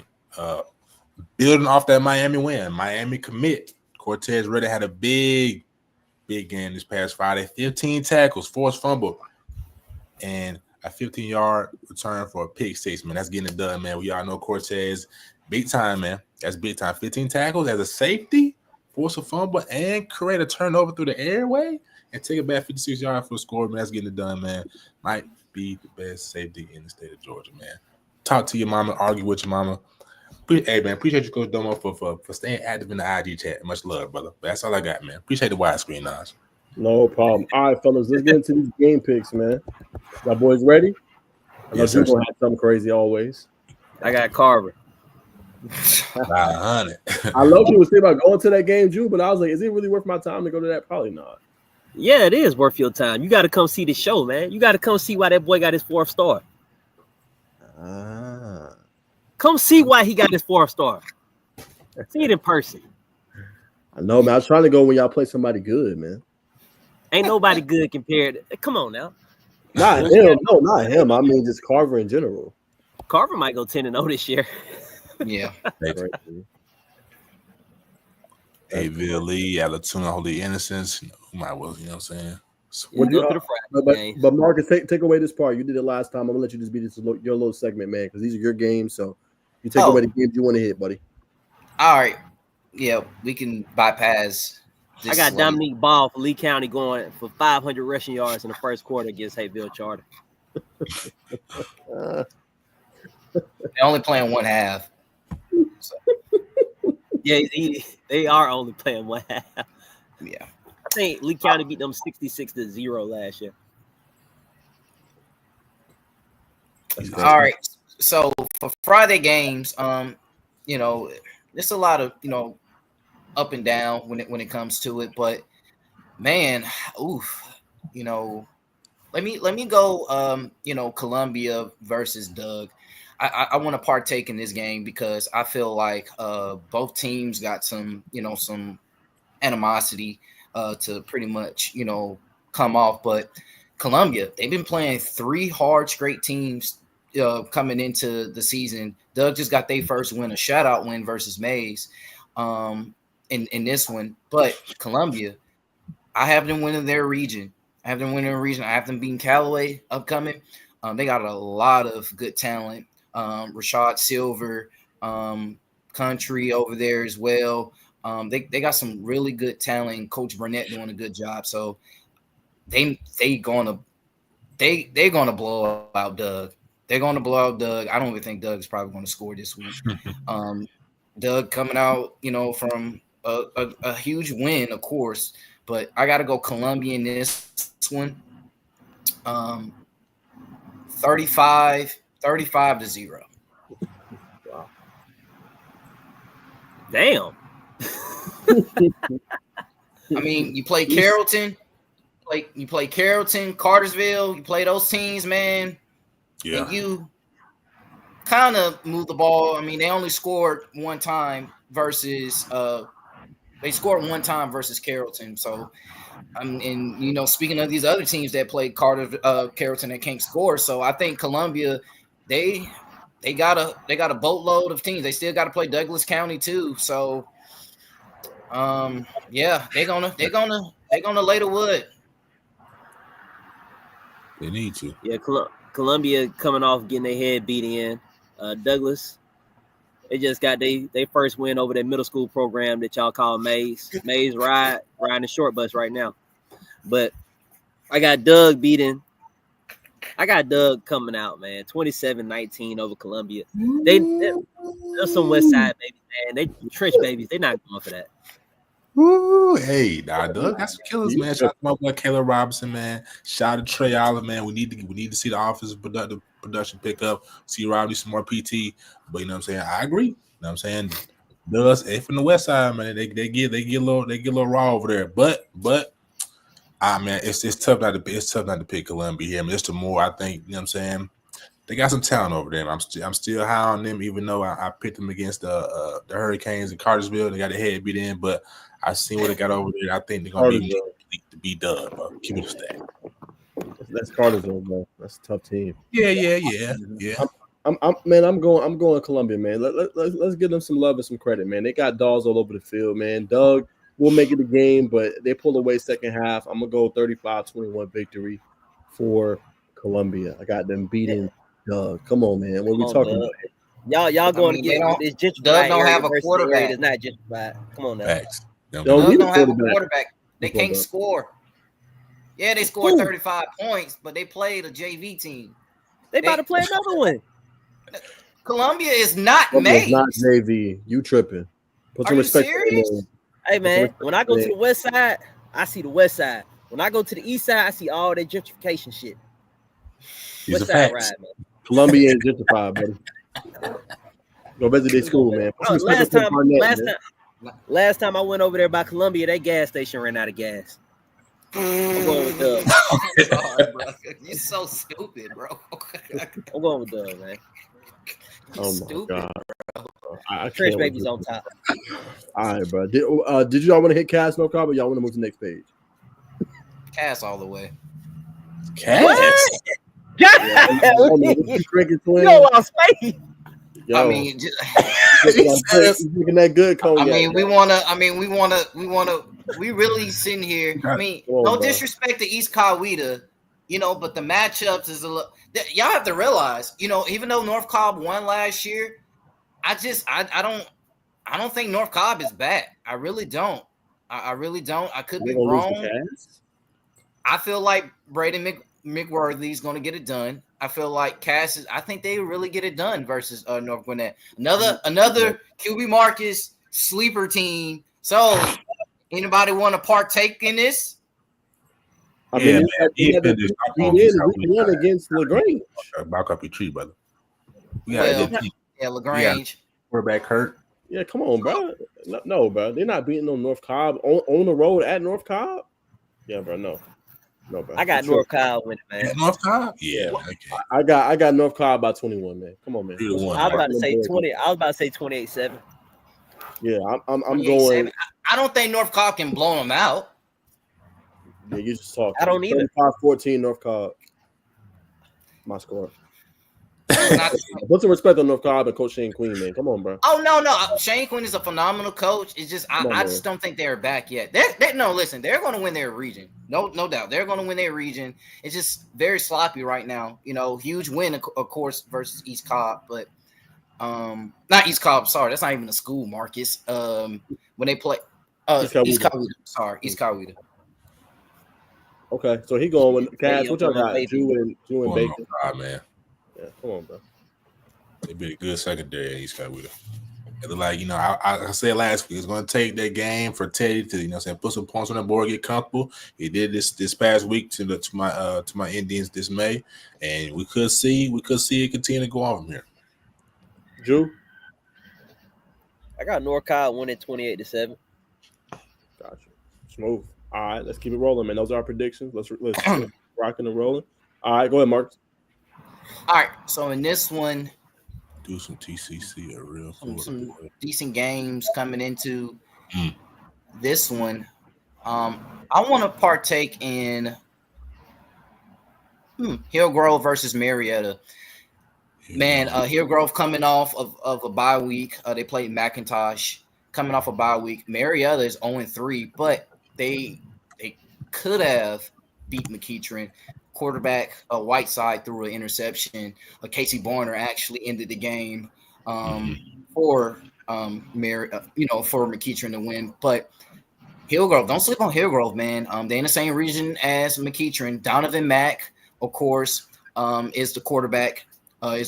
For Hillgrove. They got a lot of Hillgrove gets it done. Their defense, a lot of people. This was a top 5 defense last year for Hillgrove, and still partaking this season that they are still getting it done. Chris Miller, my guy, Chris Carbon.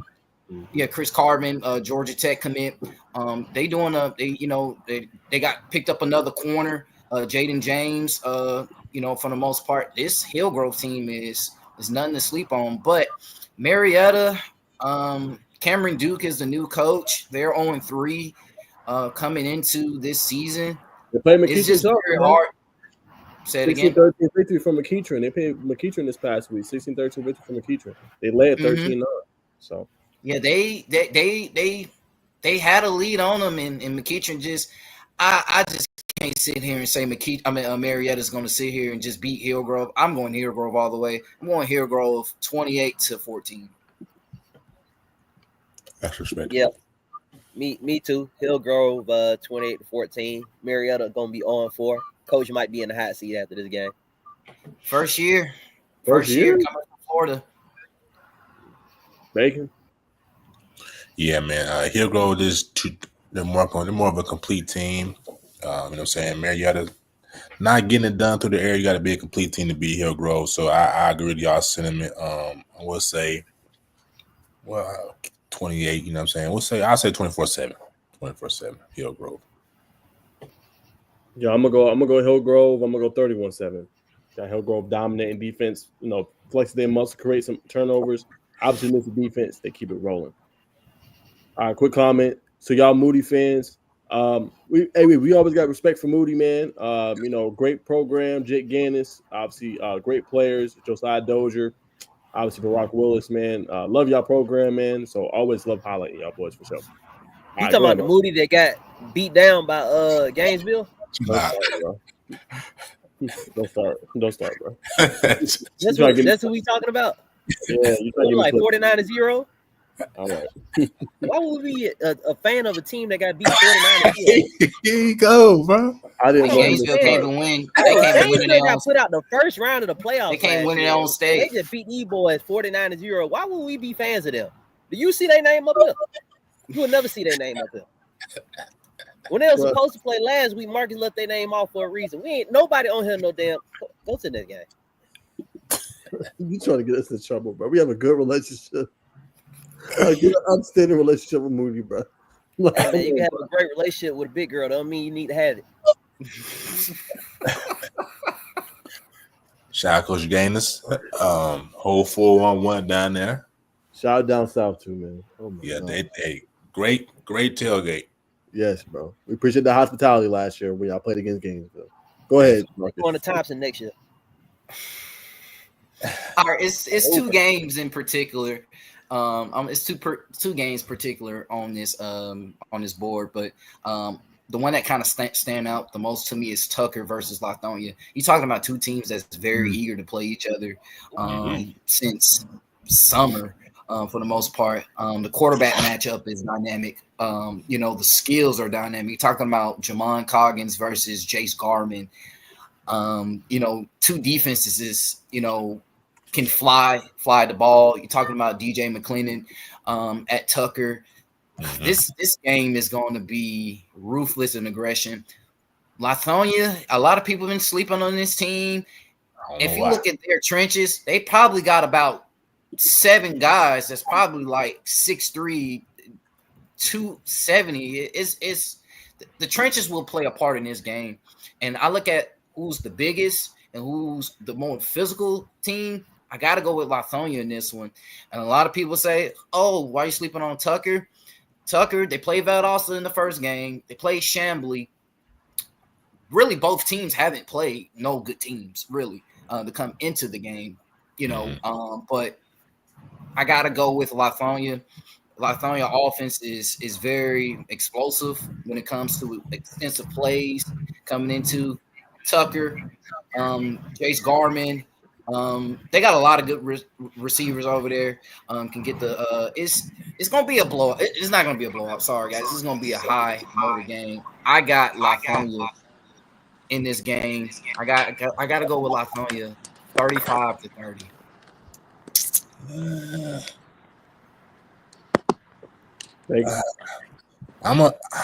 I like Lithonia. Not too well versed on Tucker, but this one looking at the stats, man, I might say Lithonia 24-7. G. Wow, that's what I think, man. Shout to these side. What you got, Ju? Shoot. Lithonia 21-20. Somebody gonna miss an extra point. I'm gonna go Lithonia, man. I'm gonna go 35-14. 35-14 for Lithonia. All right, Marcus, what's the next one? So East Coweta versus Lovejoy in this one. Man, East Coweta got a hard schedule this year. But they're preparing. I mean, they still gonna make the playoffs, of course. It's only 6 teams in the region, so they'll be just fine. You're talking about a Lovejoy team, just they got a huge win Saturday versus Money's Mills in the Big Cat Classic, which Lovejoy, they are forming into a sleeper team, a team that can be talked about. Ryan at quarterback for Lovejoy. He's making sure everything is right. Caleb Carson, Tim Sims, man, this team is actually forming into something to be great. East Coweta coming off a huge loss, really. I expected them to, come in and really get the job done. But I have to go Lovejoy in this one. I really do. I just feel like Lovejoy, their defense has been really they're coming along. They're coming along. You talk about the team came along last year. This year, they got a new pedigree. I got Lovejoy. It's probably going to be, how can I say? It's going to be neck to neck. Then it's going to pull away. I got to go Lovejoy 23 to maybe 17-ish. I mean, if it's gonna, well, that's I thought I expected you to say a little close, like a couple 2 to 3 points, 4 points, but if it's gonna be a close game, I'm gonna have to lead the EC, man. I've seen Chance Gilbert play, man. He's a big thing waiting to happen. I'm sure by now the team's gonna have a game plan for that. So he contribute defense, offense, special team. Haven't heard any updates on Walter Maestro if he be playing this week, or they're dealing with a backup quarterback and young man Shock. But I know Coach Small, man, is gonna have these guys ready. Go on the floor will be abysmal. You know what I mean? I know they got cameras coming in next week, so the schedules are gonna keep compounding. So I'm gonna say East Coweta gets back on track this week against Lovejoy. You know what I mean? And I'm gonna take the Indians. I'm gonna say 28. So 28, 28, 20. No, so let me do this. 20, 27. Indians pull ahead, touchdown at the end. Can y'all hear me? Yep. Yes, sir. QB Marcus. What's Tell up? them how I feel about Clayton County football. It is terrible. Yeah, it's terrible. I got East Coweta 35-6. Lovejoy, don't show up to the game, please. Don't show up to the game is crazy. 35. I like Yeah, you gonna get clipped, boy. I got Lovejoy, so I mean, it's a tough match. Clayco football is the worst brand of football I've ever seen in my life outside of Utopian Academy. I thought it was APS, Wait, man. Utopian Academy is in Clayco. Oh shit. Yeah. Go ahead, Dad. It's interesting. I feel like Lovejoy got the linebackers to match. It's just the offensive line with the Herd twins. Like, do they have enough meat on the bones on the defensive line? That concerns me just a little bit. Yeah, Lovejoy could be physical. It's just like, do they have enough on the defensive line? They got the linebackers to fly side on the sideline. And in the secondary, whether Caleb Carson or Tim Sims, will they be ready for that slot position when it comes down to a Chance Gilbert? Because they're going to use him in the versatile ways, and they got to be able to tackle in open space. But those are some of the keys to the game for me. I'm going to go with Lovejoy with the upset. Close game. I think they get a late touchdown. I got a 24-20 victory for Lovejoy. They get a late touchdown, move the ball down the field. They got some really good backs. But a close game throughout. Lovejoy just make one more play at the end. All right. Who is Lovejoy's quarterback? Good question. Ryan. His name Ryan Henson. Did he play last year? Yeah. They actually picked up Spalding quarterback too, class of 2027, Deshaun Gilbert. So do they rotate at all? Nope. Okay. Then. What was Lovejoy record last year? I want to say they went 4. They was the last seed. They was the last seed in the playoffs. You see the point? Do you see the point I'm trying to prove? 5 and 6. They went 4-3 in their region. Do you see the point I'm trying to prove? But looking at the dynamics, 35 no. the dynamics change in their region. No. They played Clayton County teams and they was last.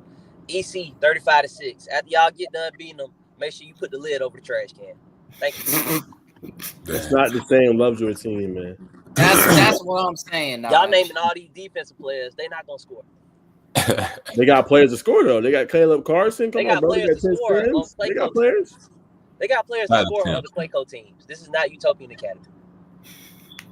Hey, I think you sleep. I think you're disrespecting Lovejoy a little bit, bro. Lovejoy I is better than disrespect you the whole Clayton County on a daily basis. All right, well, we'll find out. Drew, all I'm gonna say, if they go in there and they upset and they beat East Coweta, get your apology letter ready, buddy. Mm-hmm. Okay, we can bet that. And if EC wins, everybody on this podcast on Meet Juicy Crab. Whoa. Huh? We on the same team, brother. We on the same side. Stand on business. No, I didn't even hear what you said. He said we owe him Juicy Crab if EC wins. Well, hey, I'm right there with you. Man. Like, individually. Couple clusters, you know what I mean? I like the little, you know what I'm saying? Little, just pause, little cone on the side. Y'all hell, bro. Y'all keep it stacked. Y'all hell, bro. All right. So in this slate, it was okay. I got to go with Parkview and Collins Hill. In this one, I think this is a moderate type of game. Man, talking about two teams coming off. Well, Collins Hill destroyed City Grove, but Parkview was one of my underdogs to win. I mean, one of my underdogs. I didn't expect them to beat West Forsyth. They scored 59 points versus West Forsyth, and West Forsyth was undefeated. So talking about Collins Hill coming off of a huge win. Man, this is gonna be a game. But I gotta go Collins Hills in this one. They're gonna put up a lot of points, 40-20.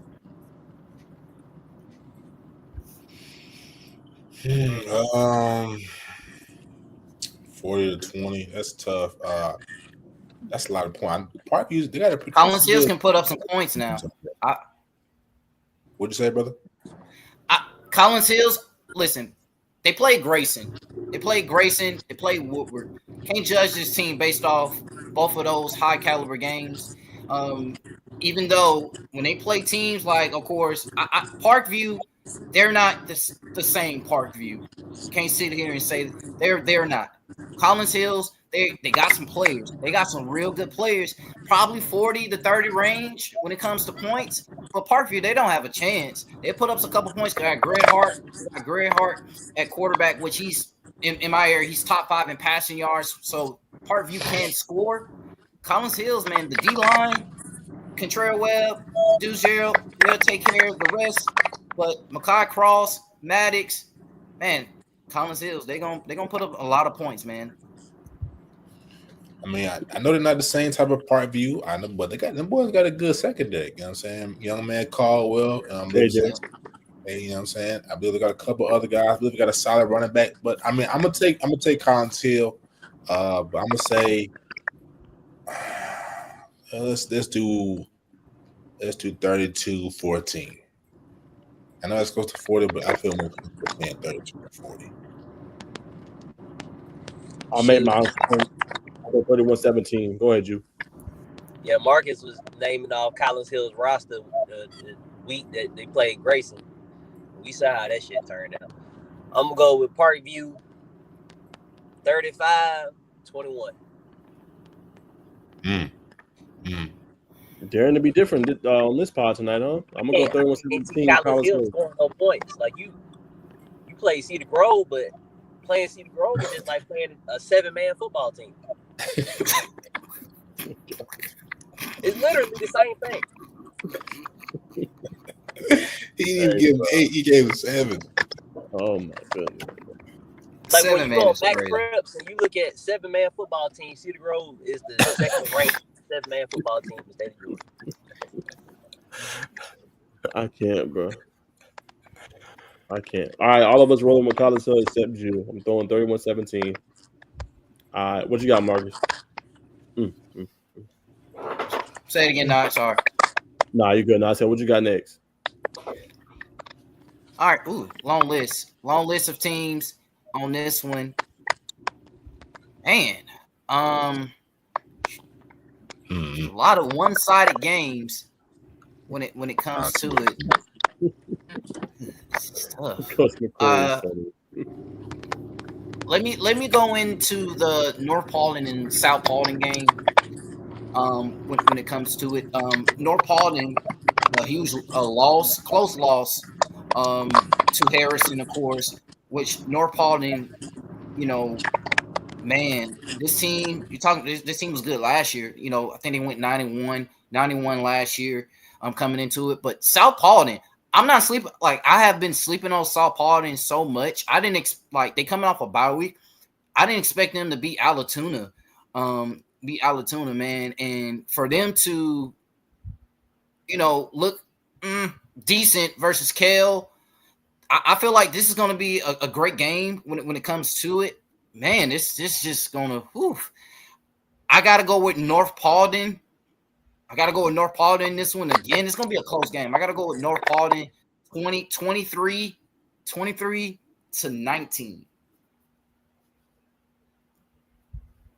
South Paulding, man, Kane Winnington, man, Ethan Moore,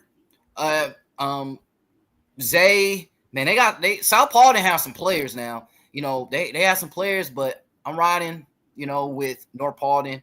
Physical team, defense is, Markel Taylor on defense. They can get the job done.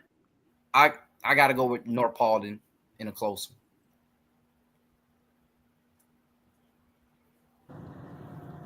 Markel Taylor is the boy who committed to Cincinnati, right? Yeah. Yep. Did he flip to Miami yet? No. Oh, okay. Well, I'm gonna go with his team. I don't even pay attention to Paul. I'm just gonna go with them because I know they got talent. I seen them in person. Go ahead, baby.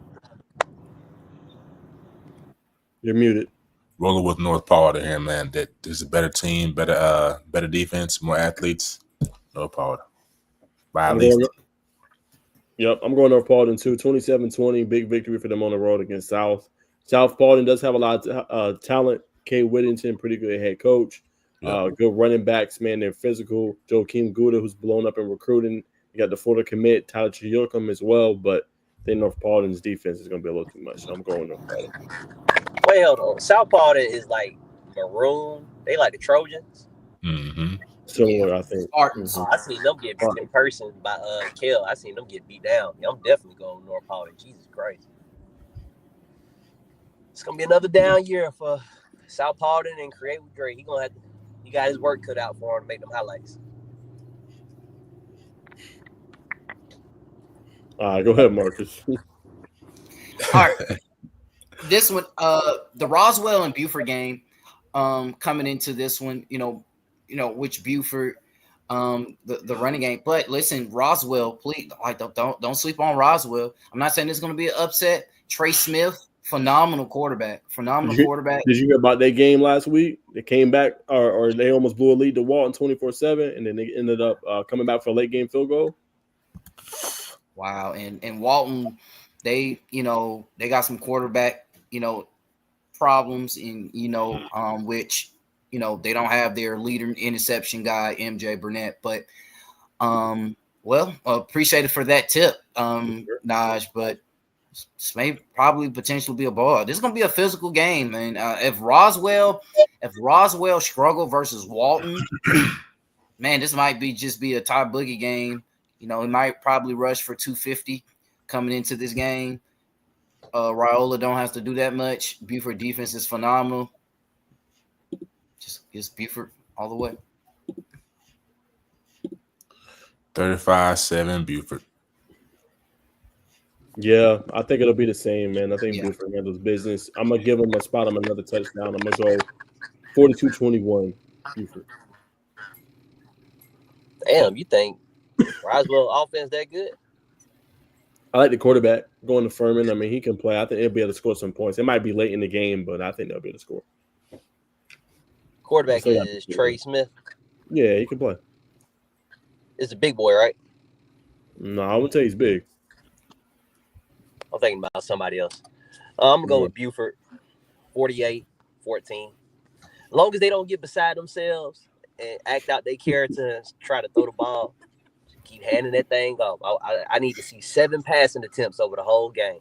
48-14. I can't. Hey, Mark, let's hit that last one at Stockbridge Eagles Landing. That's gonna be a good one. Eagles Landing's undefeated.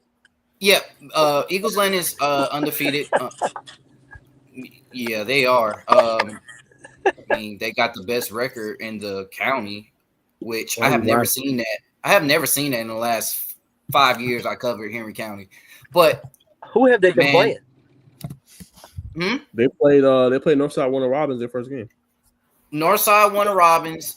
They barely beat McDonough and they beat Woodland. So I have to go with Stockbridge in this one. I want Stockbridge to actually blow somebody out.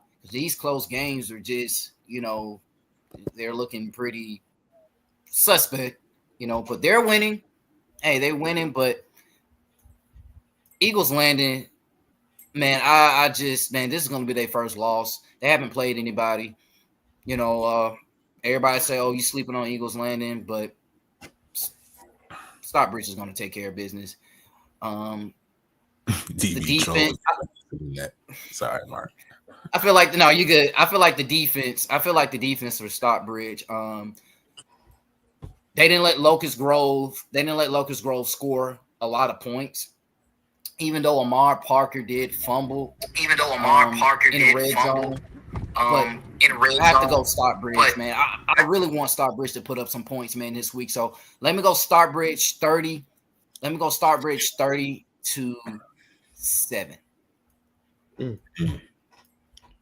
Well, I mean, they did blow out Dutchtown. They beat them on 59-14. That's a big win for them. But yeah, I'm gonna roll with. I know what Coach Bam was building down there in Stockbridge. Lead on the outside.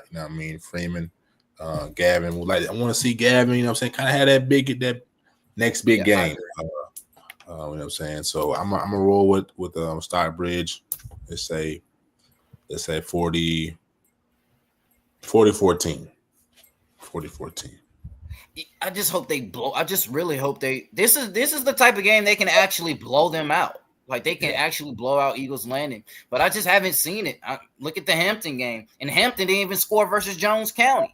So it's about matchups. But I feel like this is the game they get back. They blow this team out. Forget about what happened versus Hampton and Locust Grove. I think this is going to be the game where Stockbridge really just come back and take league of Henry County. Yeah, I just want to see Stockbridge dominate the game. I'm with you, Marcus. Like they're so talented, really good coaching, Coach Bama. They got Mason Freeman, they got Gavin Kitchen, they got Joshua Scott. Defensively, they're loaded. Zaire Patrick, like they got so much talent. Let's see them dominate the game. Now, it's not to say they will, but I want to see them lead wire to wire. No close game, being able to physically impose they will. And I want to see that too. So I'm gonna go Stockbridge. I'm gonna go 35-21. I just want to see them be able to win and dominate, see that offense really come alive. I got Stockbridge 35-7.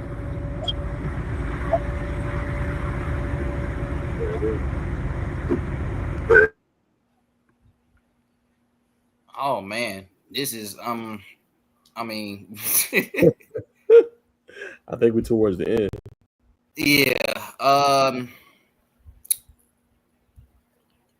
All these games are terrible, but let me go North Carlson and Walton. PJ Wolf, North Carlson quarterback. He's actually putting his name out here. Talking about a kid that bounced around. He's actually putting his name out here, really. Walton, they can't maintain the lead, obviously, coming into it. But North Cross guys, they undefeated. They can potentially. I know they haven't gone into region play yet, but North Cross got the heavy hand. I got to go with North Cross to win this one. I feel like this is going to be a neck-to-neck game when it comes to it. But give me North Cross 27-21. Bacon. Yeah, I'm rolling North Cross here. I like Walton a little bit, but North Cross has just been they're the better team this year, so we're gonna say North Cross 28-7. Yeah, I'm gonna go with my alma mater. Red Jew. I'm gonna let you go first. I got North Cross 21-14. I like that one. Okay. I'm gonna go with my alma mater, No Cross. I think they come out on top. PJ Wolf, to your point, Marcus has been balling. Had a really big game a few weeks ago. On one of the posts I made, over 280 plus yards passing, 4 tubs. I think he continues to roll, man. I think the playmakers gonna continue to ball, and the defense gonna continue to roll. Always been a hard hitting defense, so I'm gonna go with the Blue Devils as well. I didn't know you went to North Cross. Yes, sir. I did, man. 4 years. Yep, I was there when they had Kamara, all them studs. I don't shout out my alma mater. So they're terrible. They lost to South Cobb. I could have coached the team and beat South Cobb. You know, Nas used to train Alvin Kamara. That's how he got so good.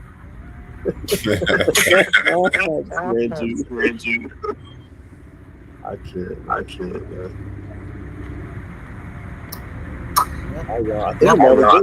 Yeah, that's it. Unless y'all want to talk about Westlake and Darrell. I got Darrell on that one, buddy. Nah, Darrell's not. Come on now. That's not being Westlake. Yeah, you think Westlake that bad? They gonna lose to Darrell? I mean, they gonna win. Westlake not losing to Darrell.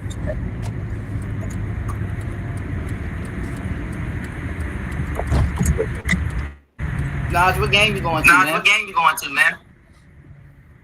I'm thinking about Stockbridge versus Eagles. Potentially.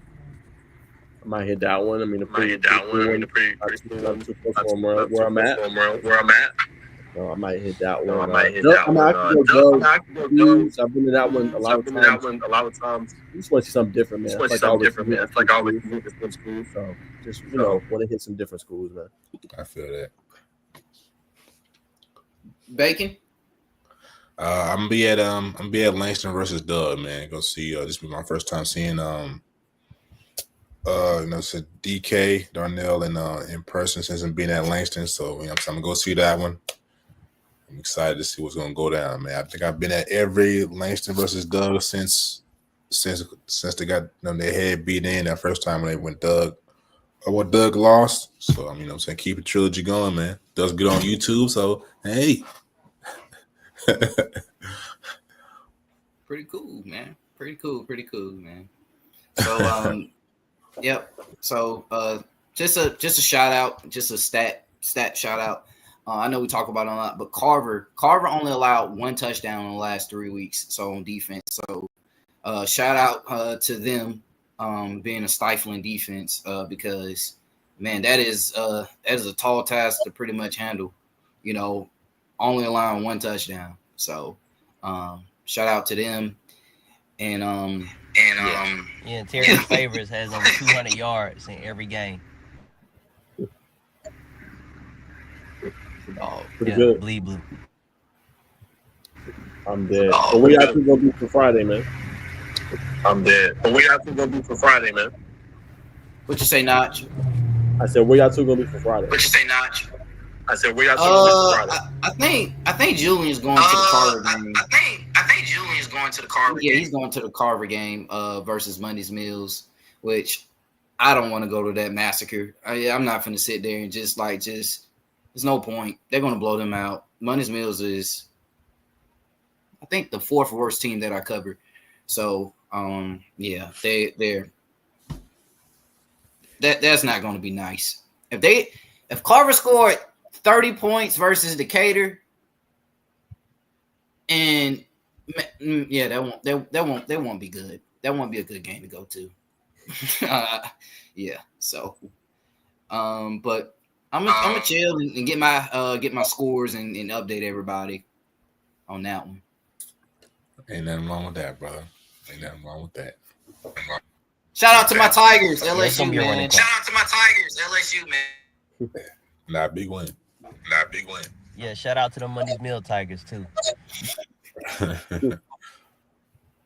Gonna make this Phenom red sponsored by Phenom, and they gonna be at the game for Mondays Mill.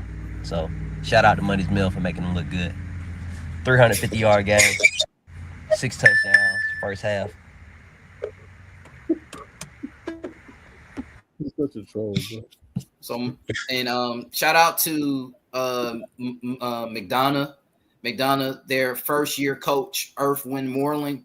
his first career win at McDonough. They won 6 seconds field goal versus Ewing Girls. So shout out to you, Coach Moreland. He used to play for the Patriots.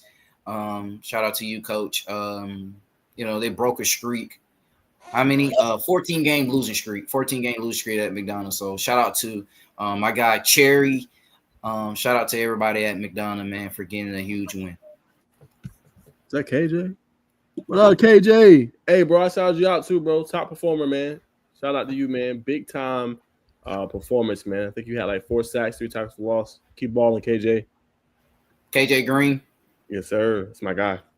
Yeah, man. That Stevenson, they'll go undefeated. They'll go 10-0. They'll go 10-0.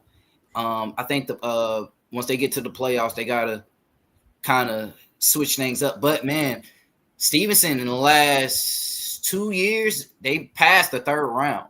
So don't sleep on this Stevenson team. The D line, man, is just full of. I mean, and they just I call them the midway monsters, man. They just it's scary. It's scary to go against them, man. And they talk trash. Like they got a brotherhood where they just talk trash to each other. Like I think they just compete for sacks at this point. Like it's just I don't know, man. When they just tackle the quarterback, it's just like they just slinging somebody. So shout out to Coach Rock, man. Big Mob. Shout out to Coach Rock, man. The D-line coach at Stevenson, man. And shout out to Coach Marcus Jelks. Got my first name but not last name. So shout out to Coach Jelks over there, man, at Stevenson, man. They're doing a phenomenal job at Stevenson. 100%. Well, fellas, I think it's time to wrap up the show. Anybody have any closing thoughts? We let y'all boys roll out of here on Monday night, man. Looking forward to that juicy crab next week. That's in that saw, folks. Never side with Clayco, man. Y'all gonna learn y'all lesson the hard way. Yeah, shout out, man. Last shout out, but tremendous show tonight, man. Coach McCrary, one of the top defensive coordinators in the state of Georgia, man. He's great at what he does, man. Shout out, Coach Steen for joining, man. Great show, everybody, man. This was really good, man. Shout out to y'all too. Shout out to y'all too up there, man. So appreciate you, QB Mar. Any closing words, Bacon? Yes, sir. It's always a closing remarks, man, because I don't know if you got around to it, but ladies and gentlemen, we're sponsored by our sponsor, Empower for Life. So if you want to get exposure, you know where to go. You an athlete that needs some help in recruiting, who wants to get out there, get some exposure, and be tapped in and aligned with college coaches from NU all the way to the D1 level, we'll look no further, man. Tap into Empower for Life where you could become a part of the family and get empowered, poured into mentally, physically, and spiritually on and off the court. Hit that link below and tap in and get some exposure and be empowered for life. Yes, sir, man. That is our sponsor of the show, Empower for Life, man. You know what I'm saying? I'm sure that link will pop up somewhere around here to my bottom left. You know what I mean? But that's all we got, folks, man. Appreciate Empower for Life for supporting the motion, man. And anybody else that wants to sponsor the pod, man, don't hesitate to reach out to us in the DMs, Twitter, TikTok, or Instagram or YouTube, man. So thank you, everybody. Thanks for everybody tapping in. We appreciate our viewers. Much love to everybody. And I'm going to throw it a nod to sign us out. As y'all know, this has been another episode of the Sizzling News Podcast. Hope y'all enjoy. As y'all can see, man, look, it's the place you be authentically yourself. We had on Coach McCrary, man. He gave us some great insight, man. Potential big matchups next year, man. Gonna be a phenomenal school at Creekside, man. We're gonna be excited for the spring and the summer. We get to go see these schools even more. So that'll be a lot of fun. Shout out to QB Marcus, man, coming on the show, giving us his intel. Same with DB Troll Jew. I think that's a great name for him. Always trolling the programs and the kids, man. We appreciate him coming on. SB Pra, who was able to join us for a little bit. Coach Steen with the intel and insight into the Douglas County program, and so many more, man. We'll see you guys again next Monday for our football podcast. We'll be back Thursday for our basketball podcast, man. So tune in for that at 8 p.m. on Thursday night. Till then, enjoy the rest of your Labor Day weekend of it that's left, and we'll see y'all soon, man. Peace.